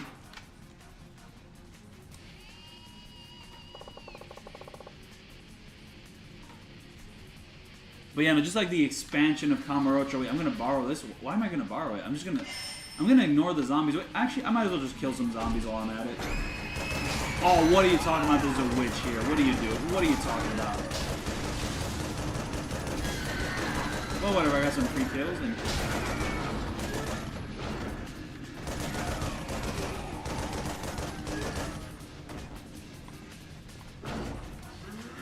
There's still a zombie in a place where I can't, like, reach him. That is infuriating. Oh, I can't carry any more items? Well, what are you talking about? What are you talking about? I will upgrade my inventory to the max. The Case Zero mod looks really fun. I do want to hop on that one of these days, but no need to use this right now. What about this? I mean, like, there's like no reason to use that item, but whatever, I'll just use it. And also, I might as well keep using this gun now that I actually have a good amount of ammo for it. I mean, like, if you keep doing side content, I guess that's like when your ammo really starts going down the shitter. Oh, one of the most annoying areas I remember is like, there's like an area from like Purgatory to like the outside. It's like a hallway. You have to like go through like this little hallway to reach Purgatory. That area is infuriating. I forgot why exactly, but it really is an infuriating area, that one. The PS3 rat is back. This guy was in Yakuza 4. He's still here. I love this guy. He just infinitely respawns. And, you know, he jumps over the fence here. Like, the way he jumps over the fence is, like, super hype. Look at that. Ooh! And then we're going to come back here. He's going to be just... Another one just respawns there eventually. And, like, goes up there. And it's like... Oh, dude, I love the rat. I love the little... He's back! You can shoot at him! And look at him. Oh, he's so beautiful. He's completely invincible. Like, he's got super armor, dude. He's like Wolverine. He's got, like, adamantium skin. You know, you can't fuck with him. Oh, I love that rat.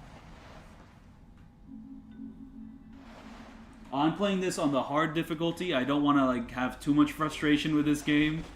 Not playing this on Dead Souls. Even though if you play this on Dead Souls, you can still restart from checkpoints. This is the regular hard difficulty.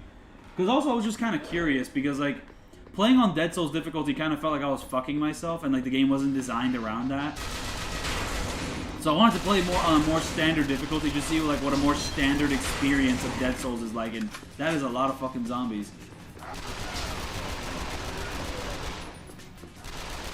Because like, I mean, the zombies on Dead Souls, they just have more super armor, so it's just not as fun to mow them down. Because they just straight up do not react to your bullets.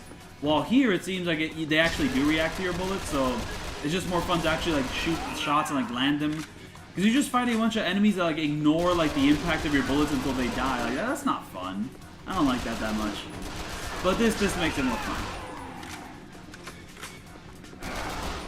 Oh, okay, no, like they can deal a ton of damage, especially on Dead Souls difficulty, where if one enemy grabs you, the other enemies can like can deal damage to you while the enemy has you grabbed. That can like spiral into very fucked up like chaotic situations.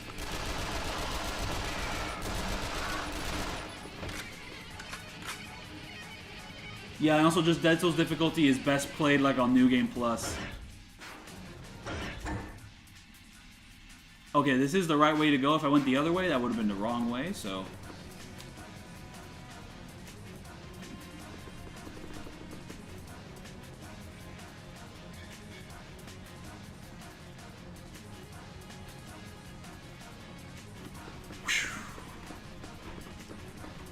You know, I do feel bad, like, putting this at the bottom of, like, my rankings. Because I think I just like all the other games better, but there's still, like, a lot to really like about this one.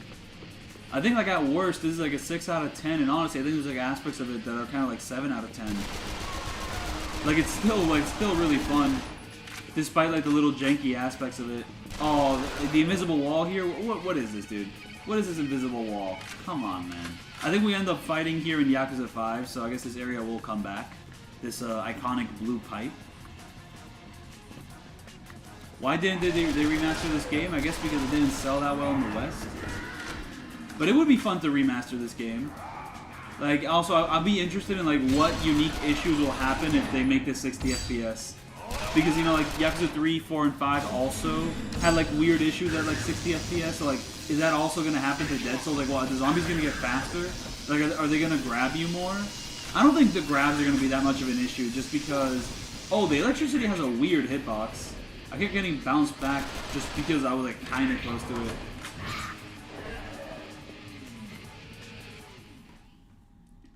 They really do need to, like, apply that scenarios battle, like, concept to, like, all the other games, because it's brilliant. Like, why wouldn't you have that? It's literally, like, the perfect thing to have in any Yakuza game. Just because, like, why? You have to, like, replay the entire game, do the open world, get all the upgrades again, like, just to do all the long battles again? Like, come on, man. Just let me just let me do a scenario battle, let me choose the difficulty, let me choose my weapons, my levels, or whatever, and let me just hop in, like... Wow.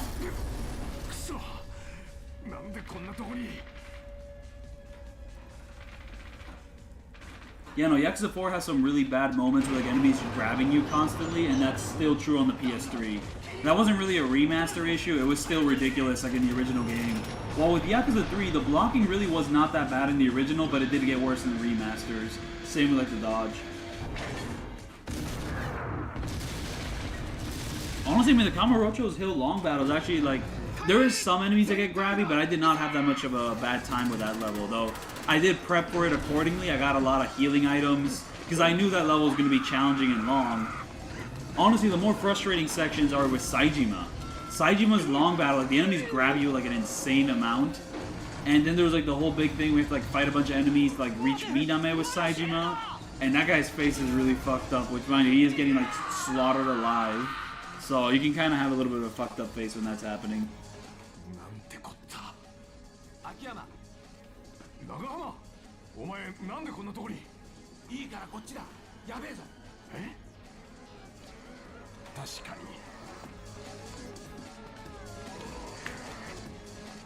I recently saw a horror movie called Talk to Me. It does not have anything to do with zombies, but some of the ghouls and spirits in that movie have some zombie-ish makeup. It was really good, a little tropey at points, but like just really well presented and shot and like directed. The acting's like really incredible. It is another movie about grief, a little horror movie about grief. I feel you may or may not have seen that before. Oh, what? Oh, this part is fucked. Oh, this part is actually fucked. Especially on Dead Souls difficulties, like so many zombies, such a tight corridor. I like honestly, I forgot about this, but all the memories just kind of came flooding back in. Big boy, big boy, big boy, big boy over here. Big boy. A very Australian horror movie as well. That was like fun to see.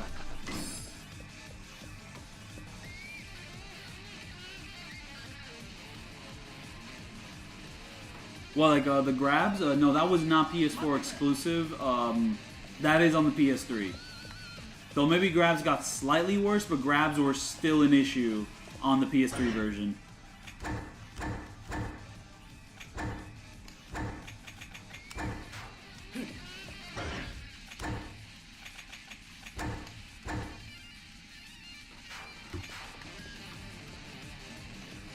However, one fun thing about Talk to Me is that it has like this 1 9-second like scene of hell, and the directors were like on record saying that like they had to like shorten it down because like that scene of hell was originally going to be 2 minutes, but that it was like too graphic and disturbing, so they had to like lower it to 9 seconds. So whenever a director's cut of that movie does come out, which they kind of teased, kind of didn't tease, I don't know, they were being weird about it. They said that they may or may not bring back like the 2-minute like hell scene, and like the little bit that is there is like decently disturbing.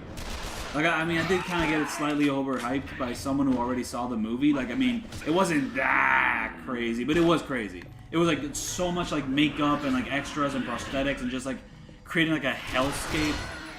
And like also like the way they like edited in the movie, it's very easy to miss like the more disturbing aspects. Like, there's like this lady that just eats a baby. She literally is just like eating a baby for like literally like a frame of a second. So if you don't slow it down to like 0.25 speed, you're not gonna see the lady eating the baby. But it does happen in that scene. I mean, like, yeah, no, the original Yakuza 3 enemies still block a lot, but it's more manageable than the PS4 version because your dodge is not broken on the original PS3, so you can actually take advantage more of like dodging behind the enemy and doing a combo. So whenever you parry an enemy, you like dodge, do a combo, you can take more advantage of that. You can also just take advantage of like throwing, like, you know, hitting an enemy on the ground, picking them up from the ground, and doing a combo from there. You can take more advantage of that. Because on the PS4 version, your dodge got a little bit fucked up, so you can't really rely on the dodge as much. And enemies just kind of turn around faster, so you can't rely on like hitting them from the back nearly as much as you could on the PS3. Enemies still block, you still have to play a more defensive game, you know, like exploit openings, but yeah. Oh, that little fucking skateboard fucker. I hate him. I do not have any recovery items for that guy, and honestly, that guy was not helping out. I can basically handle all these zombies by myself with all the ammo I get. I fuck with this guy's hat heavy. I mean, are you a guy? I don't even know.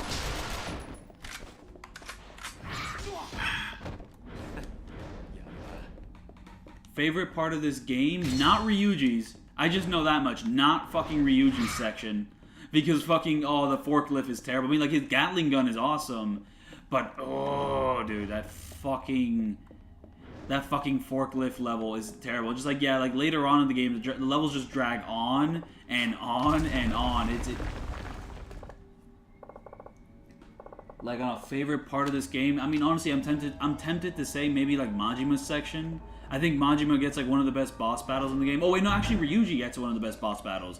The Octopus Granddad, I think, is probably, like, one of the best parts of this game. Like, not the first phase of the battle.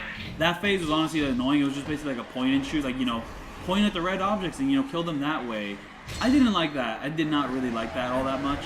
But I did really like the second phase where he's, like, hopping around, you know, hiding in holes. It's, like, the most fleshed out boss battle in the game, aside from some of the ones in the finale. Yeah, it was really good. And I'm also a big fan of, like, the penultimate, like, final boss fight in this game. Like, the one who, like, splits himself into, like, blood clones of zombies. That was really sick. I love that fight a lot. Those are probably my favorite parts of the game. But my least favorite part easily goes to the forklift section. Oh, I hated that. And also, monkey! Monkey! The tank, like, rail shooter section with the monkey. I hated that.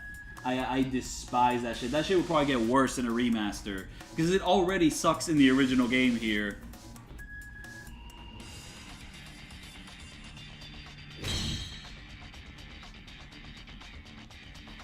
Oh, I actually saw the movie When Evil Lurks.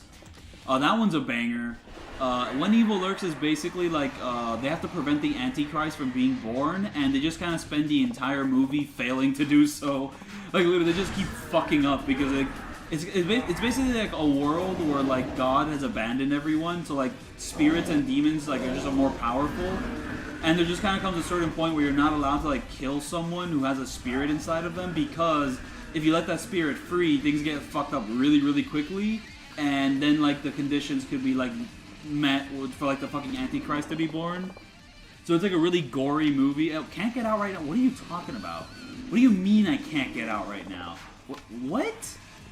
Do I have to, like, kill every single, like, opponent here in order to get out? Like, is that what I'm doing here? Do I have to, like, does my partner have to, like, get close to me in order to get out? Like, dude, come on. Come on.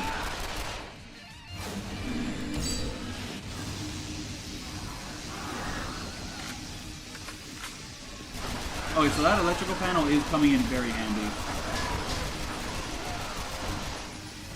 Here's my little Call of Duty strategy, just camping in here and letting the enemies just fucking pile on top of me.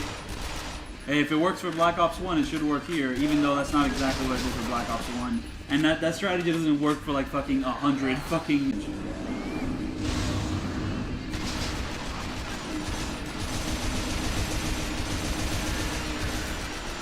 Big boy in the fucking hallway over here, blocking all the other zombies from, like...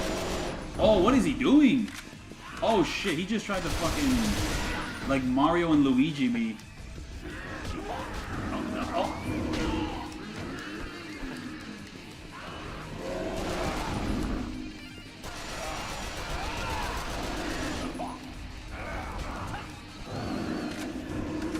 Oh. Okay, so I still have a bit more space to maneuver, okay?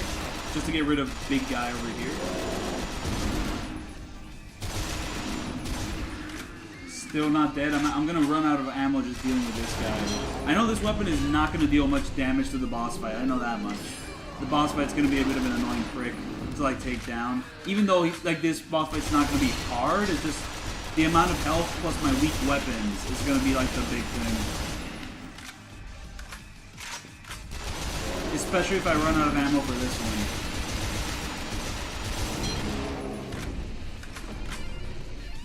Yeah, no, it is an Argentinian horror movie. And it was pretty sick. Though it's not exactly a movie where characters make smart decisions, they're always fucking up. But you just kind of, if you just roll with it and just kind of, like, accept the vibe, then it's really well made, just, like, a ton of really great scares, very gruesome, like, you know, just very graphic.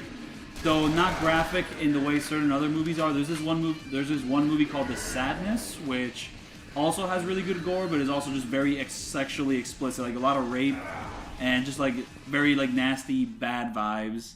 Because like typically in these like really grungy like fucked up movies, if rape happens, like the rapist should get like some comeuppance, but like the rapist in that specific movie, The Sadness, not only does he like do something very fucking graphic, he basically just gets the least amount of comeuppance like possible. It just was not satisfying, the ending of that movie. And that movie just felt a lot more immature than like When Evil Lurks. And like it's not like When Evil Lurks is like was that mature, but like just like the tone and setting just felt a lot more considered. The Sadness just like, what if the zombies were really fucked up and wanted to rape everyone? Like it's just there's not much to it. While When Evil Lurks has a really interesting setting, so it's got more to chew into.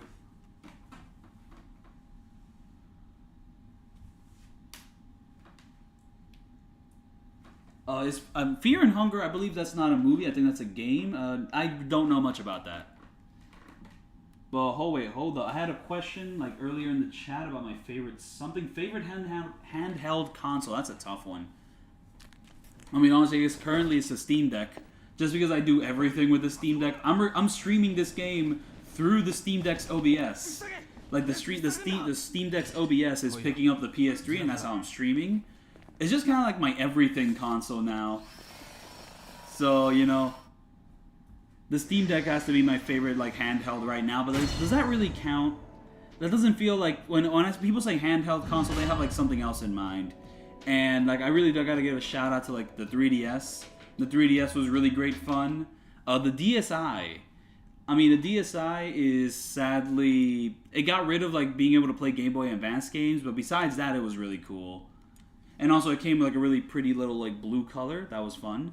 I mean, of course, the original DS, we owe so much to that console. But yeah, the 3DS goes insane. I spent so much time with my 3DS. And the PSP, I mean, honestly, the PSP Go, I love the design of that thing. I don't know if my hands would like playing with it right now, because maybe they got too big. But like the PSP Go, I just love the design of that. I definitely like the design of that one better than like the original PSP. Just like. And yeah, like the PSP Go, the one sad thing is that I can't play disc games. It's all downloadable stuff. But like nowadays, do you really want to carry so many PSP discs around? But I don't own the PSP Go anymore, but that was a childhood console, and it was a big favorite of mine. I played like Ben 10, Lego Batman, a couple other games. Just like, I played a good amount of stuff on there. Oh, cinematic sequence. Except I can press the start button and just skip it all. Okay, I just skipped an entire cutscene. Whoops. こっちだ、秋山。ここが抜け道? Oh yeah, Resident Evil 6's combat, I had a lot of fun with it.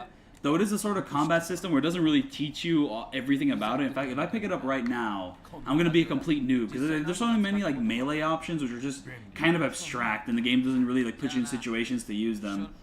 And also, the combat doesn't really shine in the campaign per se. Honestly, the combat shines the most in Mercenaries, which to be fair, you could probably say that about every Resident Evil to an extent. Except that Resident Evil 4 has fantastic combat encounters, which really do fully utilize your combat scenarios. While Resident Evil 6 has some pretty fucked up encounters that just don't feel like fun to go through every now and then. But like the last time I played Resident Evil 6, I had a really fun time with it, but maybe if I play it right now, I won't have that much of a fun time with it.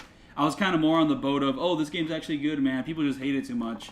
Like last time I played Resident Evil 6, I thought it was more fun than 5. Because 5, I was not that big on it, but maybe if I replay it now, I'll like 5 more. But what I remember is that the Resident Evil 6, like, partner AI was nowhere near as bad as 5.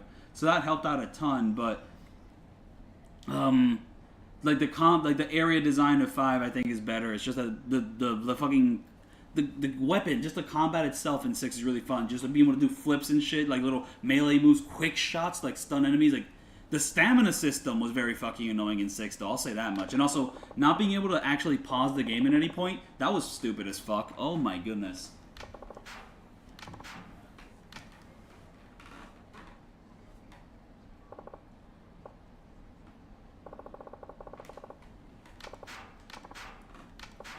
But yeah, no, like, I guess, like, the control setup of Resident Evil 6 is, like, more fun than, like, this game's, like, combat setup. But then again, the controls for Resident Evil 6 are still like no spring chicken in the sense that like they're kind of weird and complicated. I mean, like, this game is, like, weird and complicated and clunky, but, like, Resident Evil 6 also has, like, weird and complicated stuff to, like, its control setup. It takes a little while to get used to it. And the inventory system fucking sucks. The inventory system is just terrible in 6, because also you can't go through it without, like, you know, without pausing the game.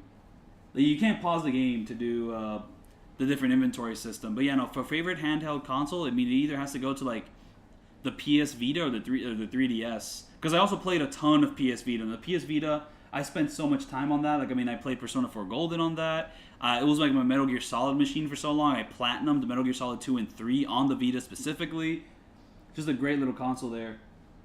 What is my opinion on the different Amon fights in these games? My top 3 is very simple. Like, my top 3 to 4, like, I think I have that pretty much locked in. My favorite Amon fights have to go to, like, the Judgment Amon, Fist of the North Star Lost Paradise Amon, the Kenzin Amon, and the Yakuza 7 Amon. Those are easily my favorites. And the other ones are, like, vary a lot more. But those, like, 4 specifically, they're easily the best ones. Like, I love those Amon fights so much. Oh, this guy's introducing me to one of the most obnoxious, like, side content things in this game. Metal Gear Solid Peace... yeah, I did play a good amount of Metal Gear Solid Peace Walker on the PS Vita, which gave me the addition of being able to use the second stick to control the camera. So I was able to use the other buttons for, like, better things, instead of using the face buttons for the fucking camera. Though the controls were still somewhat awkward, but I guess it would have been better than playing it on, like, an old PSP. So I got to have, like, the classic 20 FPS, like, you know, Peace Walker experience before playing it at 60 FPS on consoles. Honestly, I mean, I'm doing walkthroughs of, like, all the Yakuza games, but it would be really fun to do walkthroughs of all the Metal Gear Solid games and just kind of watch them as a movie with y'all, the subscribers, the gang. Because, I mean, just like, oh, those games are so much fun. And also, like, not no damaging the Metal Gear Solid games will probably make them, like, funner. I mean, I was thinking about redoing my Metal Gear Solid 2 no damage, but, like, this time get all the dog tags in like, one run. And maybe I should do that, like, on the original PS2 version, because now I actually own an original PS2 copy of the original Metal Gear Solid 2, so that could be kind of fun. Oh, by fun, I mean it's going to be one of the most frustrating things ever. That game is, like, one of the hardest in the franchise by far. But, you know, it would be a cool video.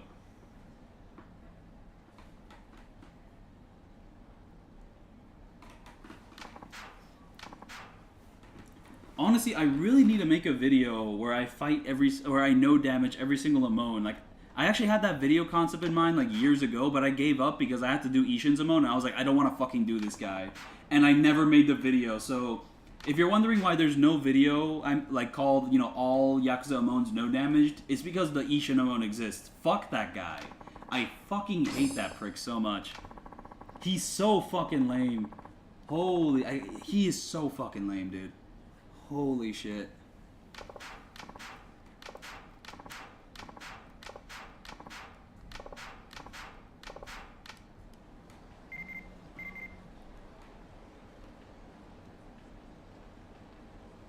I just want to do the last level, but first, I guess I'll talk to this guy. Hello, man. What's up? What's up?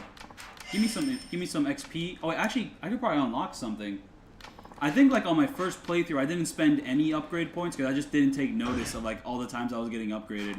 And there's so many blue check marks. That's such a fun little detail. I'm sad that, like, future games, I guess, kind of got rid of this. Just, like, you know, stopping, especially in the Dragon Engine, now there's, like, more immersive. Something like this would be, like, more fun, I think. But then again, like, these big arrows are very gamey. Oh, wait, what did you just say? wait, what did they just say?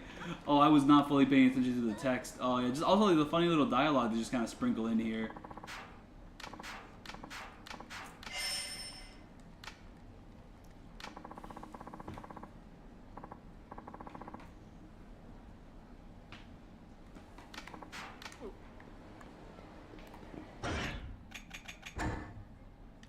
So yeah, we're trying to make our inventory the biggest inventory of them all. And we can still make it bigger, but we need more points, so we're just going to save those points for later. Ooh, weapon skills. Let's unlock that. Why not? And let's just hop into the rest of this story. I really hope I don't have to do that fuck-ass, like, subterranean. Yeah, I'm ready.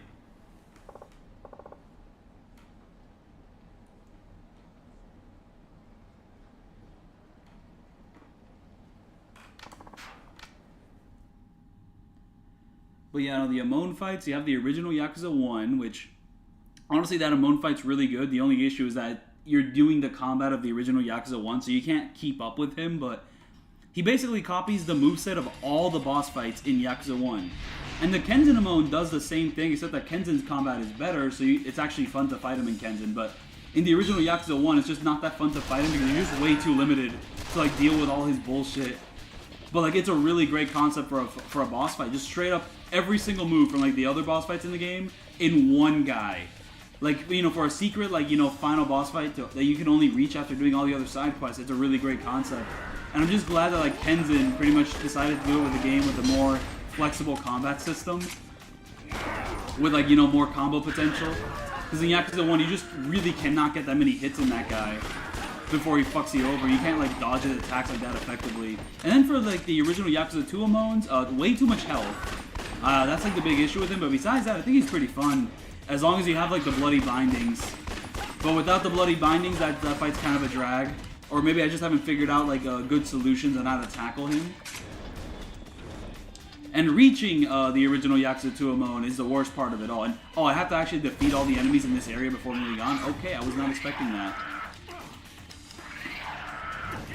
And then you have the Kenzin Amon, which is one of my favorites. Though the one issue with Kenzin Amon is that he does not have his original boss. He doesn't have an original boss fight theme. But like, okay, so Phase 1 is really fun. Phase 2 is not, because basically Phase 2, all that is you need to learn how to tiger drop him, and if you don't learn it, then you're fucked. And then for Phase 3, slightly annoying phase, very little openings. But then for Phase 4, it's back to Phase 1, and it's like really fun again. Like it's challenging, but like, you know, there's a decent amount of openings to like take advantage of, so it doesn't feel like too unfair. And then get to the Yakuza 3 Amon, which is a slightly underwhelming, but not all that bad. Yeah, no, he has lightsabers. He has like the lightsaber tonfas. And yeah, the Yakuza 3 Amon's alright. Nothing too crazy, but like he's pretty cool. And I think they... Oh.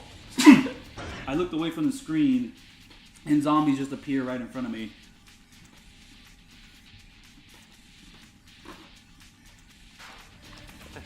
But yeah, no, Yakuza 3 was like the first game to give Amon like his own original theme, and they only really continued it for like Yakuza 4, and then they never did it again. And then, you know, Ishin introduced like another original theme, and that's the one that's actually continuing for the Amons these days. I'm gonna open the door real quick.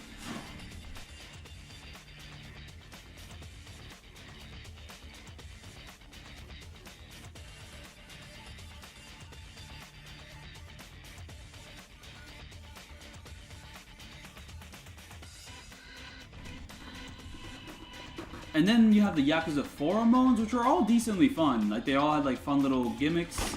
Akiyama's is a little insane, but the fun thing about Akiyama's Amon is that you can like set him up with like some infinites, and if you can manage to pull that off, you can really get past a lot of the more insane shit he does. But he does some pretty insane shit in 4 that makes him like difficult to no damage. And Gyro, you know, he's kind of got the big hammer. You can do some stuff with him with Saejima, but you know, at the very least, he's not that challenging from what I remember. And then, like, Tanimura's Amon can get a bit fucking challenging. Oh, wait. I think Tanimura's Amon, he has, like, a gun, right? Okay, he's kind of annoying. I don't think I like him too much. But then Kiryu's Amon, it's pretty fun. You know, like, I mean, he has, like, a bunch of different moves. So he can, like, summon a laser, like, at a random point in the fight. Like, that's pretty cool. So, you know, Kiryu's Amon is pretty fun. So, like, the Amons in 4, they're pretty neat. They're pretty good. And then you got the Dead Souls Amon, and, like, you know, once you actually reach him, like, your weapons will be so overpowered that he's going to be a cakewalk. But he's basically just copying the moveset of, like, the penultimate final boss fight, which is one of my favorite fights in this game, but I'm just saying that's the moveset he's copying. So, like, he's not going to be that hard as long as you, like, steamroll him with, like, a big sniper rifle with Kiryu, like the Dragon Sniper Rifle. And then you get to Yakuza 5's Amons, and they're mostly bad. Like, fucking Akiyama's Amon sucks. And honestly, a big reason why he sucks is because he blocks everything you do, and you don't really have that many options with Akiyama in Yakuza 5 specifically. Like with infinites or like, you know, bounding combos. So you're just very limited in the ways you can actually approach that motherfucker in 5. So he's just not fun. He has so much health. He blocks a majority of your combos. He's not even like that difficult. He's just like not very fun to fight. So yeah, Akiyama just has like the worst boss fights ever in like Yakuza 5, sadly. They just set him up really bad. Saijima's Amon is pretty fun though, but it gets really ridiculous when you have like a bajillion of them all on the same map. But for Saijima's Amon, you really do need like that tiger drop, and if you don't get it, like, you know, you might as well not do the fight. Then you got Shinada's Amon, which is only fun for like the first 2 phases, and then the 3rd phase is complete bullshit, and it just wastes your time the entire time you're there, and it's not fun. Like, it just sucks. So that's like Saijima's Amon. That's like Shinada's Amon. And then Kiryu's Amon in that game sucks. You have to like wait for him to like, the little umbrella phase is stupid. You have to like pretty much like manage your red heat. You might as well just cheese him, because it's just not fun to fight him in that game. I hate him.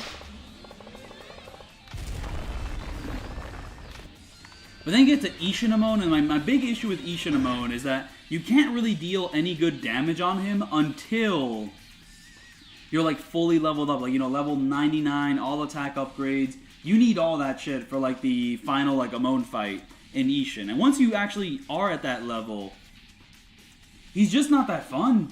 Like, there's not really any good ways to like do a bunch of combos on him. He's like very defensive. And then he has like the 2nd phase, which is like mostly bullshit. You basically, if you want to no damage him, you have to bullshit him like right back. It sucks. It's terrible. It's a huge downgrade from like the Kenzin fight. Even though the one good thing is that Ishin did introduce like the original Amon theme, that was a good thing, but still.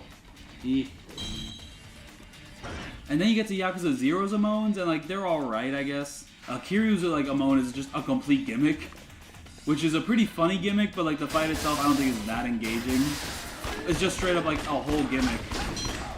And then you get to like Majima's like Amon fight, and that one is pretty straightforward. Well, not that straightforward, you don't have that many openings, but when you do get an opening, you can do like a full combo, kind of do things from there. And then the 2nd phase is kind of bullshit. You just have to like rely purely on counters to kind of get through that. I have not seen anyone like combo him in the 2nd phase because he has like super armor and like invincibility, and he gets fast as fuck. Like, he's just like a huge pain to deal with in the 2nd phase. And then Kiwami 1 is just Majima's Amon from like 0 again, except for playing as Kiryu. So you have a couple more options, but he's like still very annoying to deal with. And ooh, owie, owie, I have to like use my heat. Except I just ran out of heat. I have to defeat these enemies real quick to get more heat back in order to shoot these explosive devices. Fuck Monkey Boy. I don't like that guy. Ew. Those are my only options. I just wasted heat deciding between those things. Oh, what is that can be annoying. I don't like that like your heat goes down when you select those things, but I guess, you know, the game wanted to add a sense of urgency just to make you like actually make a choice very, very quickly.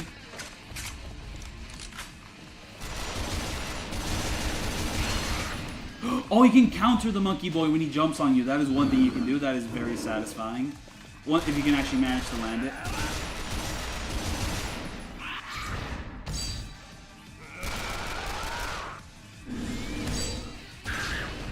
Oh, that deals no damage. Oh, wait. I kind of skipped over the Kuruhyo Amons. The Kuruhyos have their own Amons, except they're not called Amons. They're just like brand new guys. There's like a guy called Gaia in the first Kuruhyo game, and there's a guy called Chase in the second Kuruhyo games. They're just damage sponges. They just have an insane fucking health bar. Like my video, it's like fucking 20 minutes to no damage them. I think some people have done it in like 7 or 8, and I have no idea how, because like their health bars are fucking insane. So like, I mean, I guess I didn't get all the attack upgrades in order to do those fights, and like that's my issue. But like, yeah, no, just insane health for those fights. But they're not fun, especially not to no damage. They're like the longest boss fights to no damage like in the series, aside from like maybe a JRPG one. Now, very, very annoying. And then from Kiwami 1, we have like a Yakuza 6 like Amon fight, which is kind of neat. Those drones get annoying though. But like it is kind of like a neat setup for like an Amon fight. It's got like a new little theme. So the Yakuza 6 Amon fight's pretty good. The Kiwami 2 one, I think it would be higher up on my list. I really love the theme in it. I love like how sad it feels, because it feels like this is supposed to be like Kiryu's like final combat game. So, you know, it's a really tragic Amon fight, even though in the timeline sense, like this isn't really one of the last games. It's like the beginning of Kiryu's journey, but you know, it's just, it feels so tragic. It's a great little like rendition of the Joe Amon theme. Except, you know, that would not end up being the case, because then there would just be more Kiryu games after the fact. But you know, whatever. So then after Kiwami 2, there was Fist of the North Star Lost Paradise. I've already talked about that one. That's one of my favorite ones. The only thing that sucks about it is the journey to get there. Like the side quest you have to do to reach Fist of the North Star Lost Paradise's like fucking Amon is insanely bullshit. But then once you actually reach the fight, the second phase is a racing thing, and I don't fuck with that at all. I don't like that. But besides that, the fight's awesome. And then after... Oh, I've got to break this down. And then there's Judgment's Amon, which is, I think is easily the best one. Yeah, Judgment's Amon is a gimmick fight, but the gimmick is like so like grand in scale that it just makes up for everything. Like it's still like a fun fight to go through, just like dealing with like little gimmick, like the stage changing, like the frame rate dying on the original PS4. It was incredible. It was absolutely incredible. And then you get to Yakuza 7's Amon, and Amon being in like a JRPG setting really fits him. So you have like the old like Amon fight in Yakuza 7, which was not that hard. So that one was slightly underwhelming. But then you have the one in the True Millennium Tower. That one's got to be the best one, even though I've never actually played it. But just watching footage of it, like it's an actual fully challenging, like insane Amon fight. It's probably like one of the hardest in the series, just to beat. Because you know beating these guys is not that bad. Like no damaging them is way worse. But like just beating that guy in Yakuza 7 is hard. So like that was really fun to see. Oh yeah, and also the gimmick with him stealing your phone in Judgment's really fun too.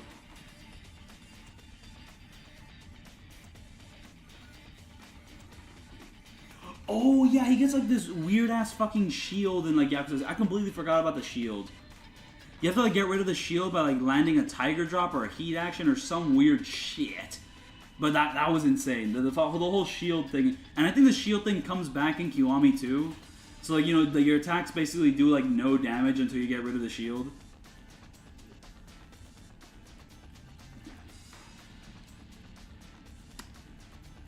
But you know, the one issue is that the True Millennium Tower is not fun.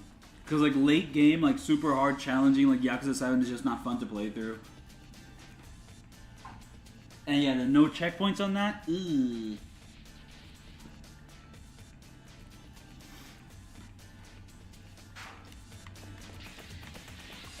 But yeah, no, from there, there's Lost Judgment's Amon, which was kind of like disappointing compared to like the Amon from Judgment. But it was, you know, you're playing Lost Judgment, which has like the best combat system in the franchise, so it's decently fun. And then from there, you have Gaiden's Amon, which is alright. It's a pretty decent fight, though. I guess once you figure out the gimmick, it's kind of easy to take him down. You know, just an alright, decent fight, though drones can be a little bit annoying. And then from Gaiden, you have Yakuza 8's fight, which I really like it. The only issue with like 8's fight is just it's too easy. They don't play his actual theme during the fight itself, but like the actual gimmicks and setups are like really fun. Like him summoning every single Amon to fight you is great. Like the little like special attacks they do where they just get to like use Kiryu's, like, you know, beat them up in real time combat. That was really fun to see like play out.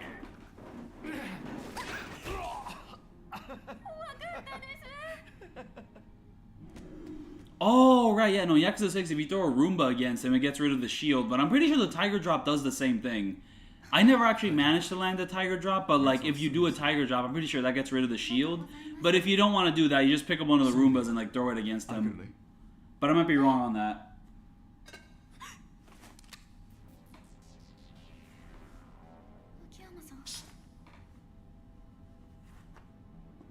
I think, like, every Amon in Kiwami 2... And also, I have not mentioned, like, his other Amons, because I'm just mentioning Joe Amon. I'm kind of ignoring the other guys that tend to show up as Amons, because they tend to be way more undercooked in comparison to Joe Amon. So there is that.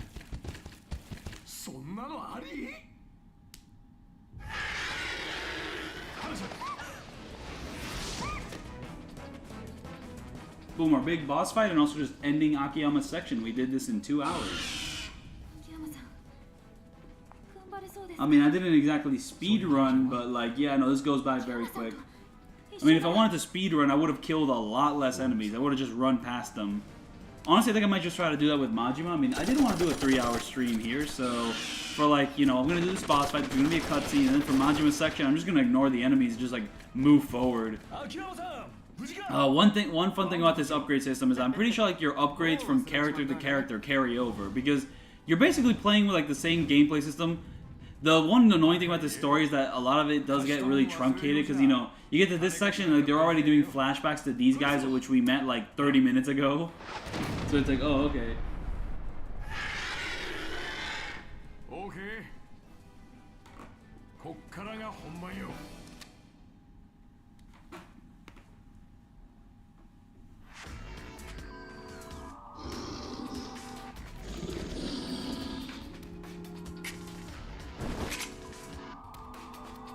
ここは俺が何とかする。あんたたちは花ちゃんを頼む。分かった。秋山さん。こっちだ。そこ。やられるなよ。行くぜ。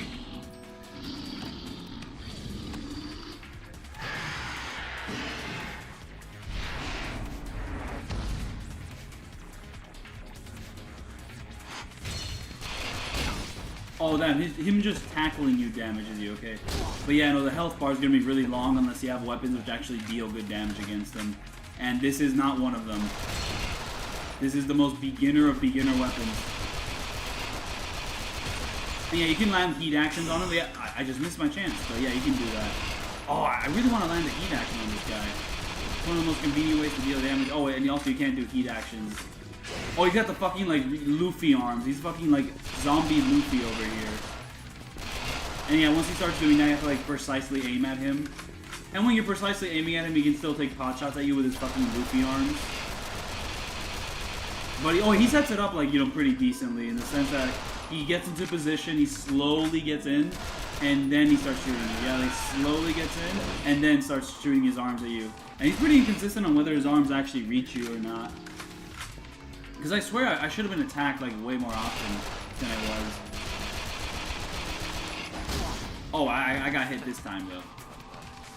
Oh, once he gets on the roof, he can be a bit of an annoying bitch. But, oh, yeah, the gimmick for these fights is that they have, like, a little red crystal that you can hit. And when you hit it, you just hit it for massive damage. Oh, but fuck it. It happened right when I was, like...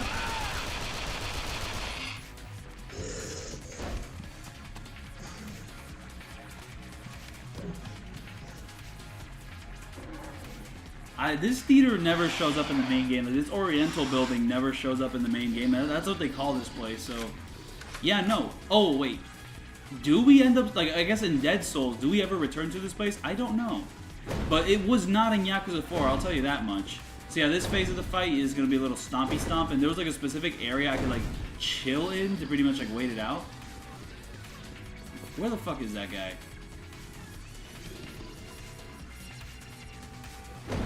And he went back to stomping around.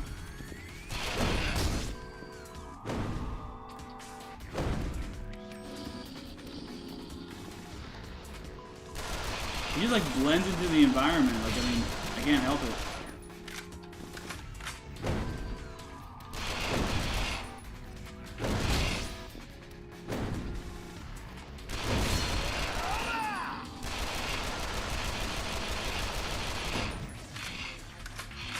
Like, this is not fair. Like, setting me up like this?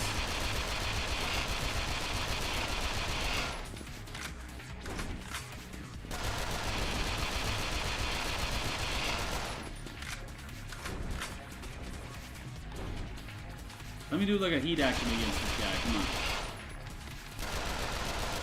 Nope. On the wall. Can't do the heat action.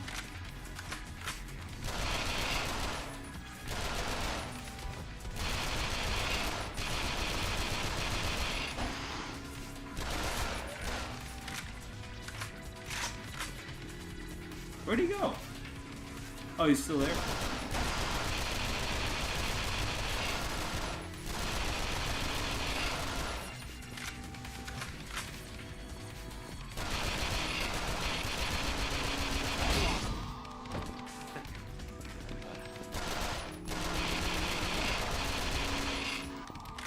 What is he doing? He's being so slow about it.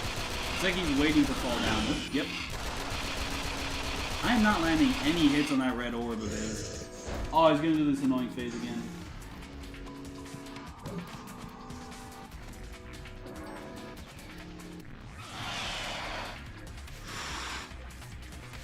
What series or game do I plan on doing a no damage of next?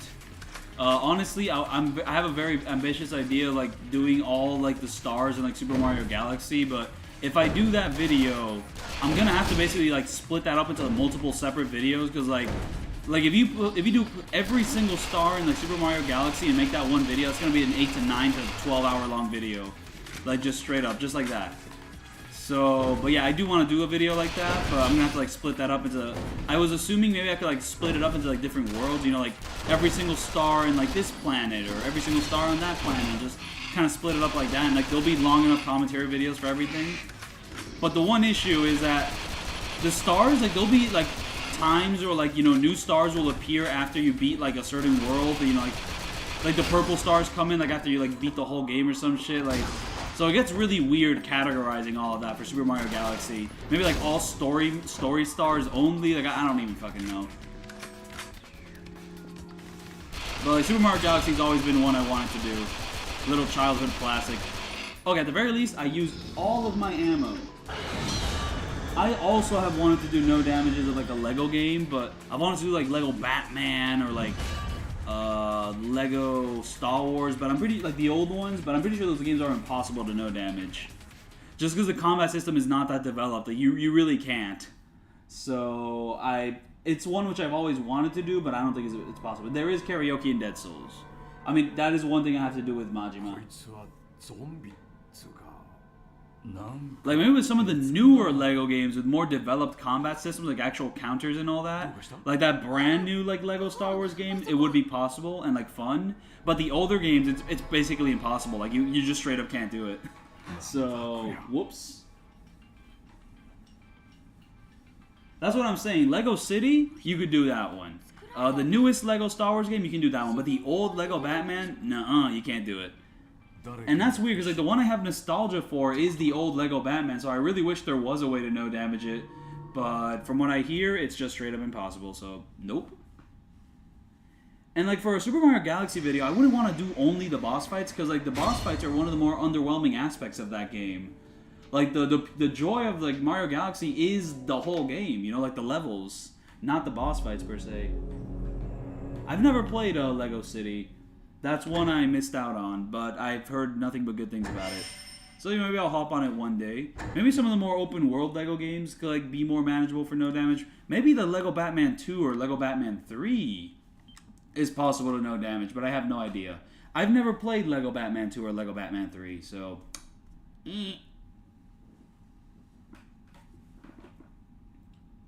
Oh, I've played a couple FromSoft games.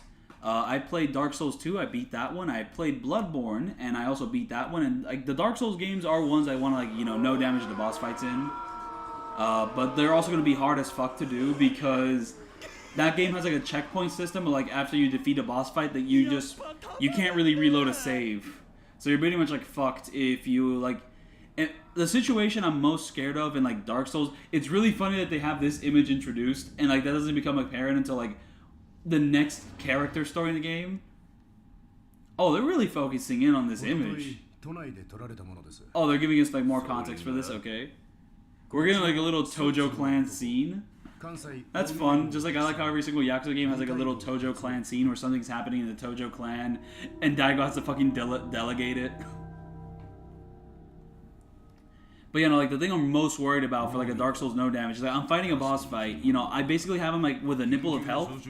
I like before I land like the last hit which kills him, he like strikes me and like damages me, and then like you know he's dead. I took damage during the fight, and then the game saves over that, and I can't redo the fight unless I like replay the entire game over again. That is like my biggest worry with like no damaging the boss fights in those games, and also.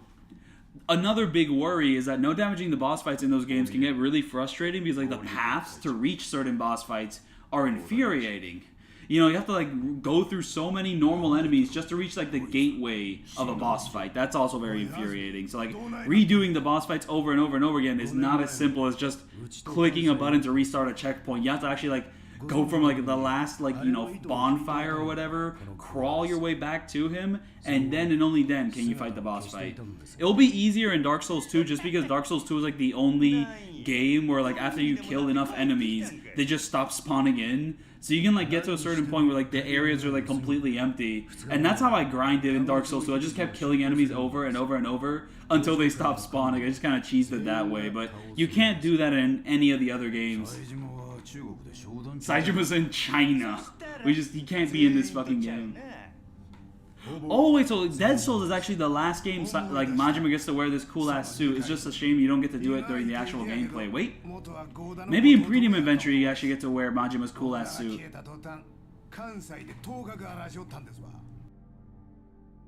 問題はなぜ今この二人が東京にいるのか。何か匂いませんか。なるほどな。真島さん。あ？ヒルズの竣工セレモニーには登場界の威信がかかっています。せやな。他の組とも連携し。I mean, Max Payne, one of these days, I would be down to no damage that. One game I would really like to no damage is Far Cry 3 Blood Dragon. The only issue is I think it's impossible. But if it is possible, I would love to do that one because like Far Cry 3 Blood Dragon is like probably one of my favorite like things Ubisoft has done. It's such a dope game. It has great vibes. But yeah, no, there's gonna be just forced combat in that game, and once there's forced combat, there's just no escaping damage, is there? It's just hit scan weapons, right? So that's the thing. And another game I want to no damage are the boss fights in Ultimate Spider-Man, because I thought for the longest time they were impossible to no damage, but no. It seems like a majority of them you still can no damage the boss fights in Ultimate Spider-Man.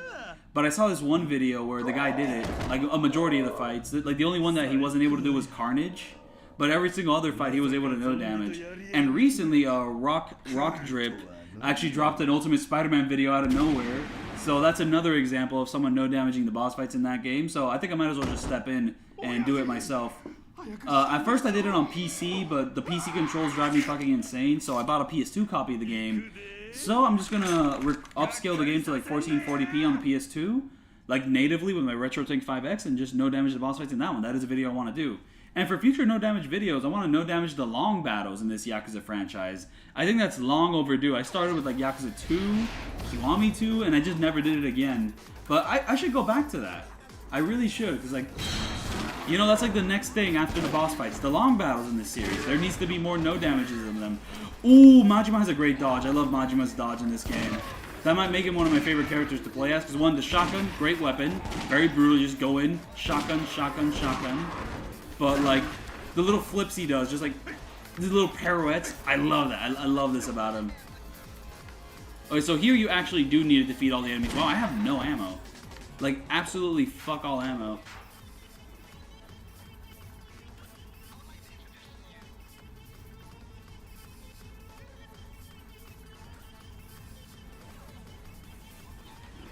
Ice Age 2, that's just kind of like a little childhood classic of mine, so I thought it'd be really funny if I did a no damage of that game.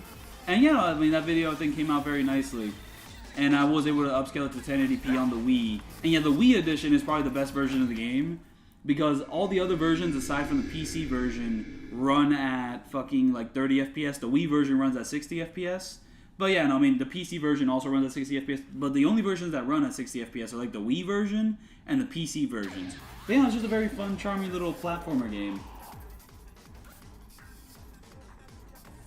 No Damage, Fear, and Hunger. Wait, I did not know Fear Hunger was like a story game. I thought that was kind of like a more of a Binding of Isaac deal, but if it's like a story game with like a hack and slash elements, that could be kind of cool. But I have no idea what that game is actually about. And also, yeah, the Ace Combat games, those are ones I've always wanted to jump into for the longest time. I'm pretty sure I own Ace Combat 7 on Steam. I just haven't hopped on it yet, but those are games I have wanted to try for the longest time. It would be dope to no damage those. I know a good chunk of like my fans will be happy with that. And also a couple friends I have, which are big fans of those games. So here, I think I can start skipping enemies. Wow, I have no ammo. At the very least, once I run out of ammo for the shotgun, I can just switch over to... Oh, we just end up coming back here for the finale anyways, don't we? Like, the zombies just kind of take this over, or like just the big bad guys take over Kamurocho's Hills. So that's kind of what ends up happening here. Oh, I'm not supposed to go upstairs, or maybe I am. Yeah, I was supposed to go upstairs. So the ammo is going to be over here. Very nice, very nice.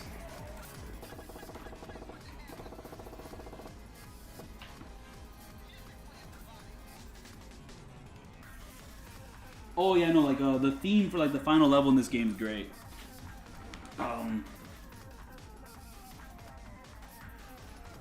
And I actually recently rebought the Ratatouille game from the Nintendo Wii. I actually want to no damage that one, maybe in a similar fashion to like my Ice Age 2 no damage. Just because that one's also a childhood classic, but the annoying thing is, I don't know if it's going to be... I never actually beat the Ratatouille video game as a kid. I did beat Ice Age 2, but never beat the Ratatouille. Oh yeah, no, like the fucking battle music for Majima is like all over the place. It's a fucking... There's so many fucking...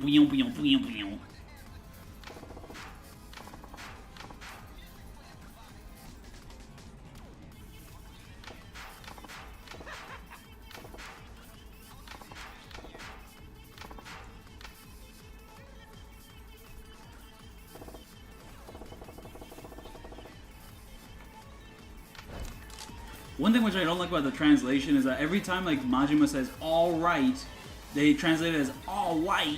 Like I don't know, they give him like a little accent there. It's just kind of awkward.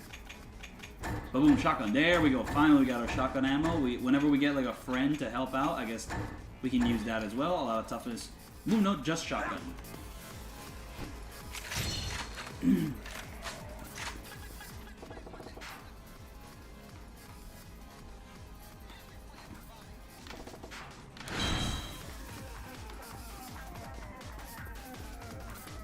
Yeah, an exploration in this game can get kind of like confusing because you can get like kind of jam-packed into dead ends. Like it's a decently linear game, but I know like this area specifically, the Kamurocho Hills area, it gets a little bit confusing to like explore because if you go down the wrong hallway, you just end up in a dead end. And also like me, yeah, like the sewer labyrinths are also like a big baby no yada yada. Ooh, okay. Yeah, let's get this ability. It's a great ability. Let's get it. And then let's save the rest of our points to increase our inventory. Oh, I actually own Battle for Bikini Bottom for the GameCube. That's actually a game I would be interested in doing like a video on. And just more Spider-Man games. I have been wanting to do like a no damage video of sorts for like the original Spider-Man 2 on the GameCube. It's just that the combat in the game fucking sucks, so doing all the boss fights wouldn't really be that fun, but I mean, it seems like it's possible. I saw a video where like someone actually did manage to no damage all the boss fights in the original Spider-Man 2.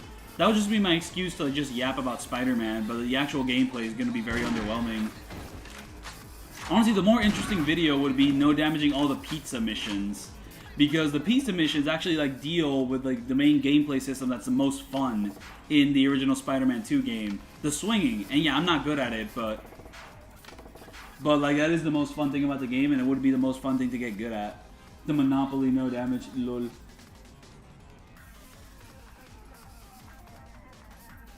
Yeah, no, like Majima's actually unhinged in this game, and it's really fun to see.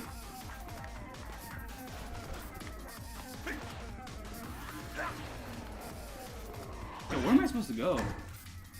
Yeah, no, I just got confused. We have to go over here, and oh, I took a wrong turn. See, this is what I'm talking about. You take a wrong turn and you fuck yourself. So you actually have to like go left, like way earlier in this level in order to get to a certain point. So yeah, this level gets very annoying because of that.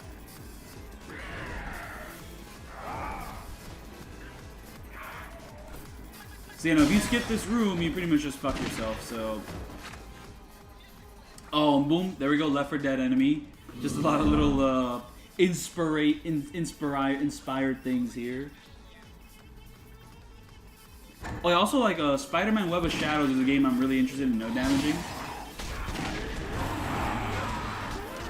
Just because I hear that game has probably, like, the best combat system in any Spider-Man game. I've never played it, but it looks really nice. Oh no, the game looks like ass. Okay, no, like, visually the game does not look nice at all, but like, the combat looks really fun. And just playing with like the black Spider-Man suit looks like a ton of fun in that game.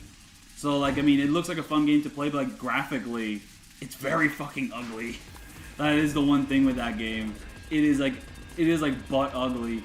And mind you, these Spider-Man games aren't really known for like their good graphics. I mean, I'm just gonna be upfront with you. Like the original Spider-Man 2 video game, like for the GameCube PS2, that's not a pretty game. That looks decently but ugly.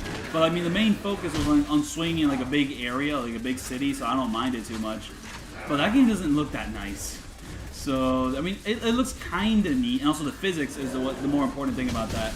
Ultimate Spider-Man, maybe one of my favorite looking Spider-Man games. Like the cel-shaded style, the comic book cutscenes, it's awesome. I really wish more Spider-Man games would just adopt a more unique style like that. And then you got like the Insomniac Spider-Man games, which are very graphically like well done. Like, what, do I have to like go kill that witch before like calling this elevator? Is that what I have to do? Like, you know, the Insomniac Spider-Man games look really nice. You know, like they have really high-end graphics. That is really cool. But like the more realistic style thing is gonna age worse than like a more comic booky style. But those games do look really nice. They have really high production values, you know, so on and so forth. Okay, here we go. Let me go damage myself with this heat action. The sort of thing Majima would just end up doing anyways.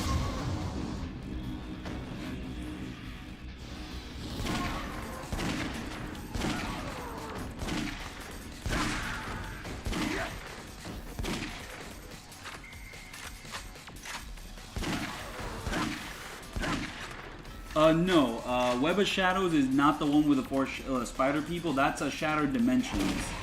And I mean, people really like Shattered Dimensions because I think it started the whole multiverse thing and had a pretty cool story, but the one annoying thing about Shattered Dimensions is that it is just a combat game. There's no swinging in that one. There was swinging in like Web of Shadows. So like the whole physics-based like, you know, swinging isn't really present in Shattered Dimensions. That's more of a combat game. And then you kind of have like the little sections which kind of copy Arkham. And oh yeah, the Arkham like Asylum, Arkham City games are ones I want to do no damage videos on. It's just that Arkham Asylum's boss fights are just not that good. They're all the same like beat 'em up stuff. So honestly, for Arkham Asylum, I was actually interested in doing like a video where I just no damage the entire game. But that would have to require some routing because that game is slightly open world. And also I would have to like skip all the cutscenes in that one. But yeah, like no damaging the entirety of Arkham Asylum would be really fun. I mean, I guess it'll get frustrating at certain points, but like that would be a fun video to make. As for Arkham City, I think that one I'm more confident in doing all the boss fights in that one. The Mr. Freeze boss fight is awesome. There's certain other boss fights in that game which are just kind of whatever, but like a good majority of those fights are pretty dope. I'm supposed to just kill everyone here, so there's no avoiding killing everyone. You have to kill everyone in this level.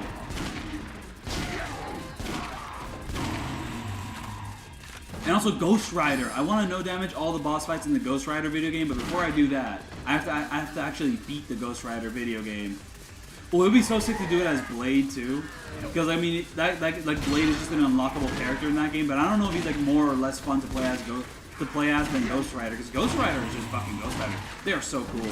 Those two guys are so fucking cool.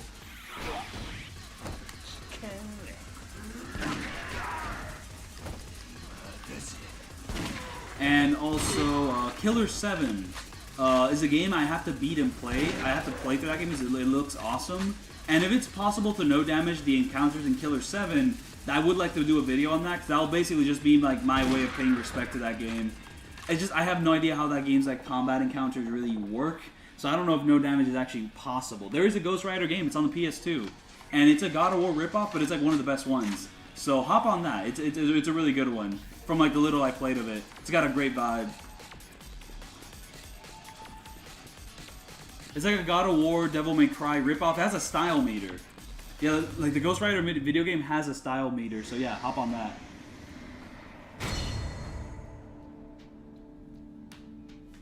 Yeah, people are really divided on whether Origins is like one of the worst Arkham games or one of the best ones, because like there's a lot of people who are like, oh, I don't like this so much, it's a ripoff of City, and then there's other people who are like, hold up, Origins has like some of the best boss fights in the entire series. This has to be one of the best ones. I have not played Origins, so I have to buy it, play through it, and then just see about that. So if you don't have a PS2, emulate. Not sure if the Ghost Rider video game was on any other console. I'm pretty sure it's a PS2 exclusive. But it may or may not have been on Xbox, but it definitely was not on GameCube. I feel pretty confident saying there was no Ghost Rider game on GameCube.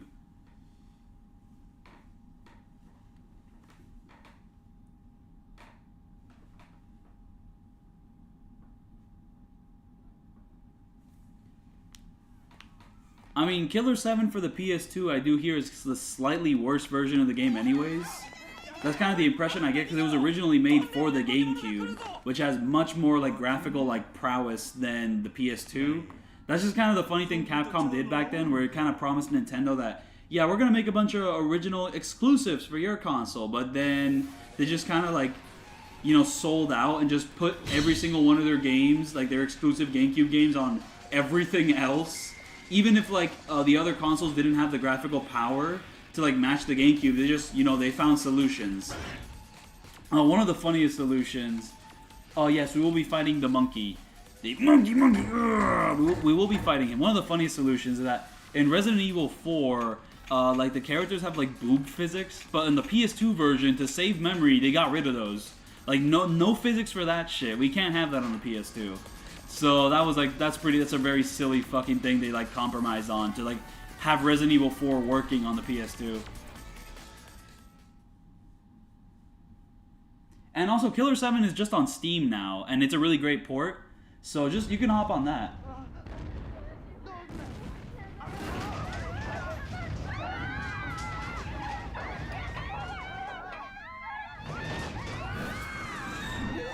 You know, like, Majima is not pretending to be a crazy person in this game. He just is a crazy person. He just sees that happen, he's like, holy shit, that's so fucking cool. Okay, he fucking hits this guy with like a baseball.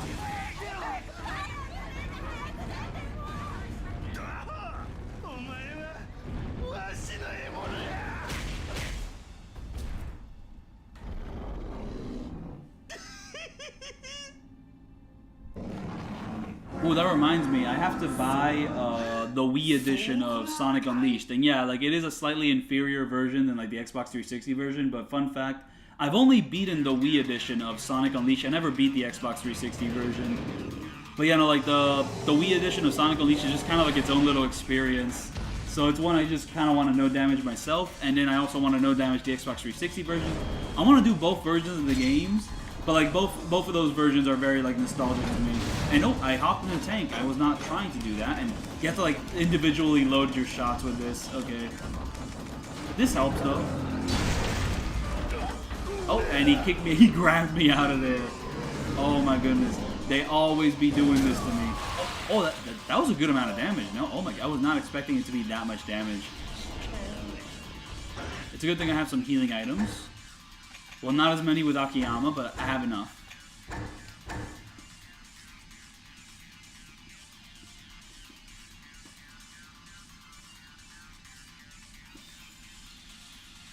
Oh yeah, I know, like, just Splinter Cell was a fucking goofy one. Like, the PS2 and GameCube ports of those games, they just do not have the same lighting as the Xbox versions. And the PC editions are pretty fucked up. You have to, like, put a bunch of mods on them to get them, like, back to, like, you know, classic lighting. But once you do, like, those games look really beautiful. Especially Chaos Theory. Chaos Theory is such a good-looking game. It's crazy. But that's only once you have the lighting correct. Because if you don't have it correct, you're gonna have a much visually inferior game.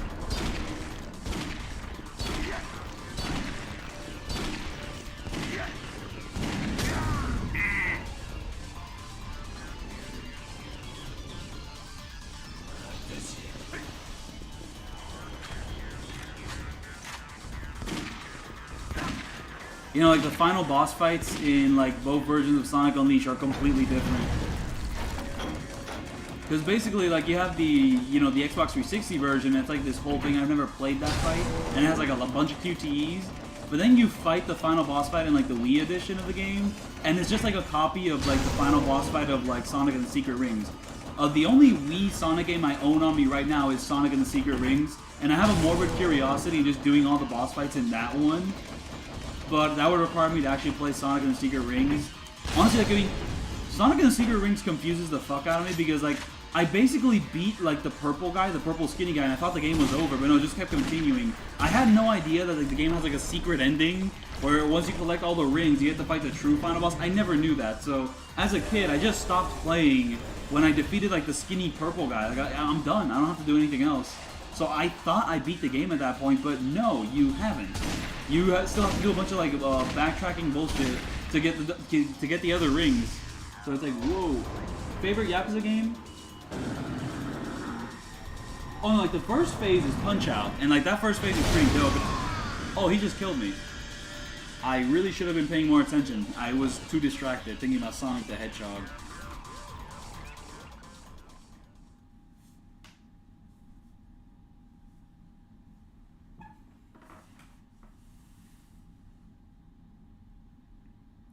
Sonic Frontier boss fights one of these days, but I don't own that game, and like I want to do the other Sonic games before hopping on Frontiers. Yeah, Razor Dingeon, yeah, like that guy.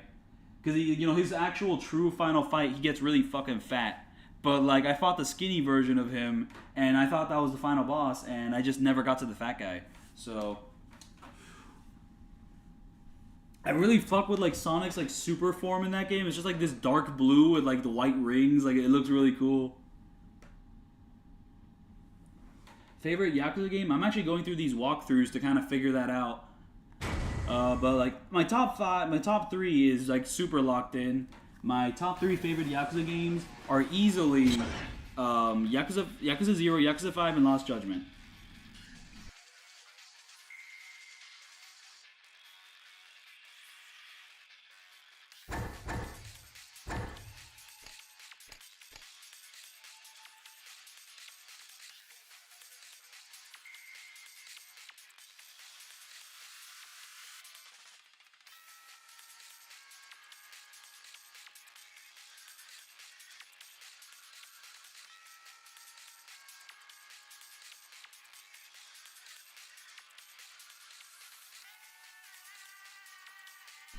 Okay, one thing about Sonic games, they need to stop structuring their shit to like in such confusing manners because...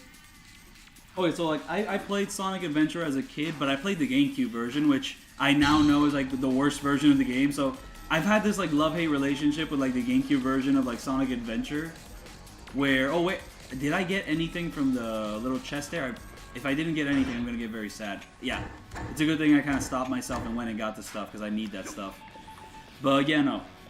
So, I sold like a GameCube copy of like Sonic Adventure, and then like I bought it again, then I sold it again, and now like the only copy of Sonic Adventure I own is the PC copy, which once I install a bunch of mods on it, it's going to be just as good as the Dreamcast version. But yeah, no. As a kid, I played Sonic Adventure on the GameCube. I beat Sonic's campaign, Tails' campaign, Big campaign, the Robots campaign, and the only campaign I did not beat was Amy. Oh, I beat Tails' campaign, right? I did not beat Amy's campaign, so I never did the true final boss of like Sonic Adventure 1. I also beat Knuckles' campaign, so that's like worth mentioning. So never did beat like the actual final boss of like Sonic Adventure 1, and for Sonic Adventure 2, I always played it at like a family's house, like a cousin's house or a friend's house, or I slightly touched the game every now and then. But I never actually owned like Sonic Adventure 2 or like really played through it completely. But like what I played with Sonic Adventure 1 as a kid, I mean, I guess I liked it as a kid. I had a lot of fun with the robot stages actually, but I have not... every time I return to it, it feels slightly clunky to play. But like I feel like if I return to it and I actually install the mods on that, it should be more fun. But... Oh yeah, no, there are ads on this stream. It is monetized. So yeah, no, everyone should be getting ads. That should be like a normal process. This monkey's gonna hone in on me.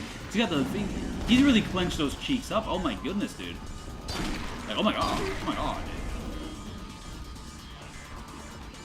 As for Sonic and the Black Knight, I mean, like, it's not like I just got confused in Amy's section. Like, I just didn't know what to do, so I just stopped playing it.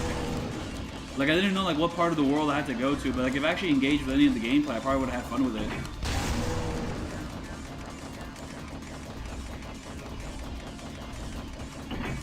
But yeah, Sonic and the Black Knight, I never owned that game, but like my cousin owned that game, so I just played it over at his house a couple times, and yeah, I mean, it's basically just a better version of Sonic, like, and the Secret Rings.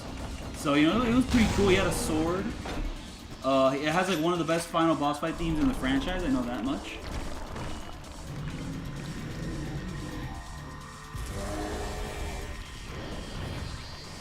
But like the cat sections were really annoying in like the first Sonic Adventure game. Just like fucking, I have to go fishing. I have to play like Sega Fishing now. Like, what's wrong with you? Why would you make me do this? And ooh, this guy just deals a good amount of damage. I really have to be careful with him, especially when he gets a car. I need to have like heat to deal with it, or dodge it, or just shoot it. Like, I really need to watch out with that.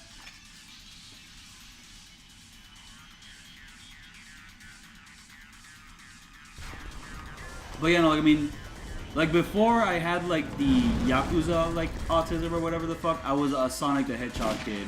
So like fucking, I was like a complete Sonic the Hedgehog kid. But I have not engaged with Sonic in so long.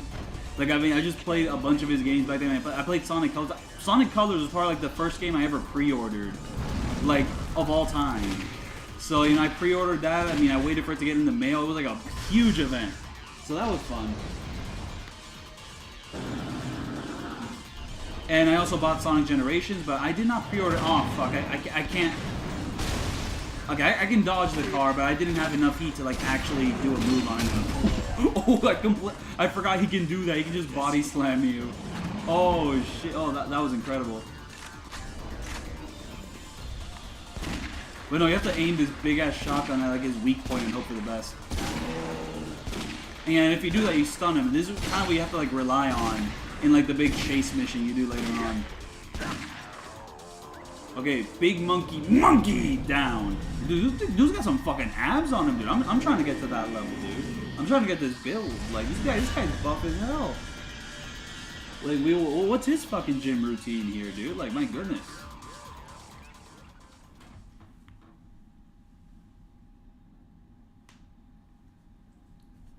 Oh yes, I did no damage videos for all the No More Heroes games, so I really should do like Suda's other games, like Shadow of the Damned, Lollipop Chainsaw. That's recently getting a remaster. However, I still want to do the original game for that one, just because I'm very petty. Once I heard that the new one's not going to have the licensed music from the older game, I just want to buy the older game and just play it on the PS3. But I have not heard the best things about Lollipop Chainsaw. I've heard that game's gameplay is pretty mid, all things considered, but it's a game I've always wanted to play, but I was never allowed to as a kid because, you know, it has a girl, and, you know, I can't play as a girl. And it was like a mature game, and I was like, what, 14, 15, 12, 11? So, like, I was not going to play a mature game with the girl at the fucking title screen now. However, now I am an adult, and I'm actually, like, allowed to play that game. Except there's one downside to playing the game now, and it's that getting a PS3 copy, it costs a fuck ton of money. So now it's like I'm not getting cock-blocked by like my parents. I'm getting cock-blocked by fucking the world. Cash. The fucking cash money. So there's that. Oh hell no, everyone's dying over at Kamurocho Hills.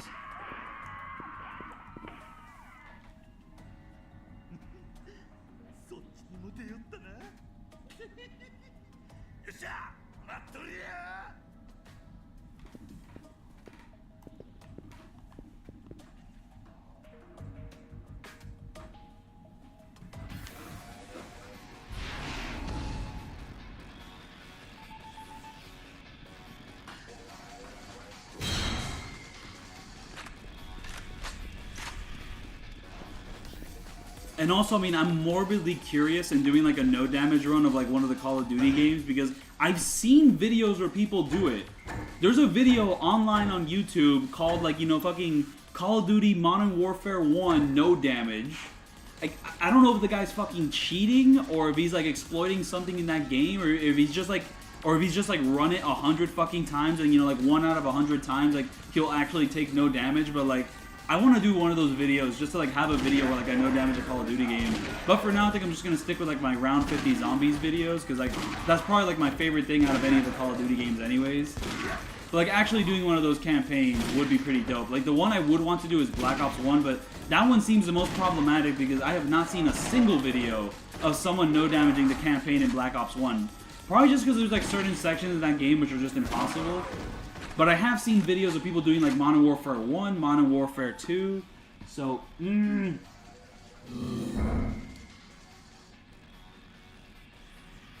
Like, Majima, dude, I'm watching your fucking stream. Why are you trying not to laugh? That's disrespectful as shit, man. This guy's fucking insane. He has like so many like insane combat moves. It's best to just like avoid him.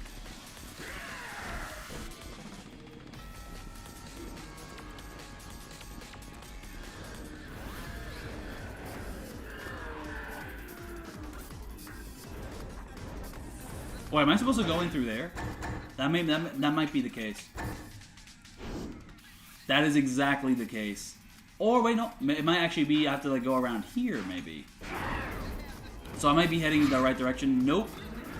That is not the case. Here is a foreshadowing for things to come. Oh, I can just get on it right now. Okay.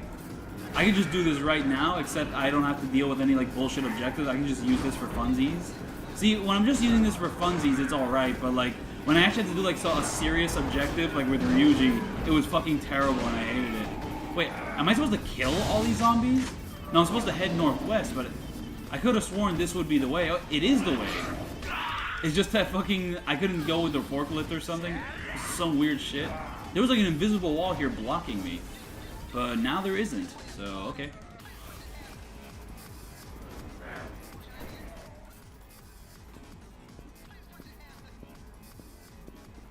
So yeah, no, would you say Black Ops 1 is in any way possible to no damage on like veteran difficulty? I've also never beaten a Call of Duty game on veteran difficulty because like it just seems like the biggest pain in the ass for like barely any reward.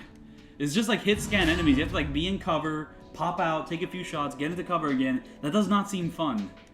But you know, maybe as a kid I was a lot worse at video games, so maybe a veteran run these days wouldn't be too bad. You know, like I could look up certain strategies online, you just kind of do that, but still, I mean, honestly, just doing a veteran run in general will probably be impressive enough. Like I wouldn't have to like do no damage. Just veteran specifically, like is probably good. I do not know if Majima is like able to operate that machinery, but he is actually the crazy Majima-san in this game. So you know, like what are you gonna do, dude? He's way too crazy. You can't stop him. Oh, he becomes a superhero in this game.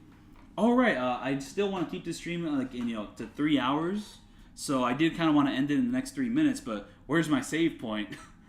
You know, like at the next save point, I think I'm gonna end the stream just to kind of keep things like low key, chill. Just do 3 hours tomorrow. I'm gonna get through a bunch of the game tomorrow. I mean, I'm probably just gonna beat Majima's section tomorrow and do like a good chunk of Ryuji's, all things considered. Like this just is not a very long like main story game.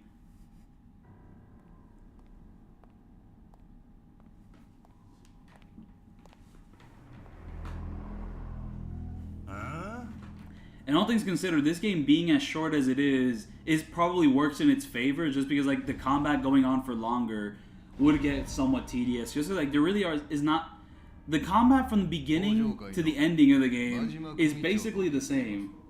I mean, I just saved, but there's gonna be cutscenes here, so like I'm gonna save in a more convenient fashion.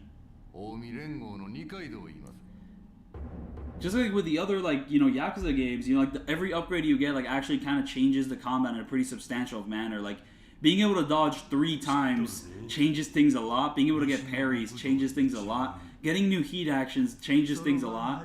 But this one, it's basically, like, what you see is what you get from, like, the very start. And if you have fun with that at the very start, you're going to have fun with that at the very end. But it's not going to change that much aside from the weapons you get. お急ぎになった方がええ思いまして。おたくらの大事なヒルズ、襲撃されてえらいことになっとるらしい。あそこ、登場界の俺歴も顔揃えてはるんちゃいまっか。はあ、えらい早耳やな。ほな、またお目にかかりますわ。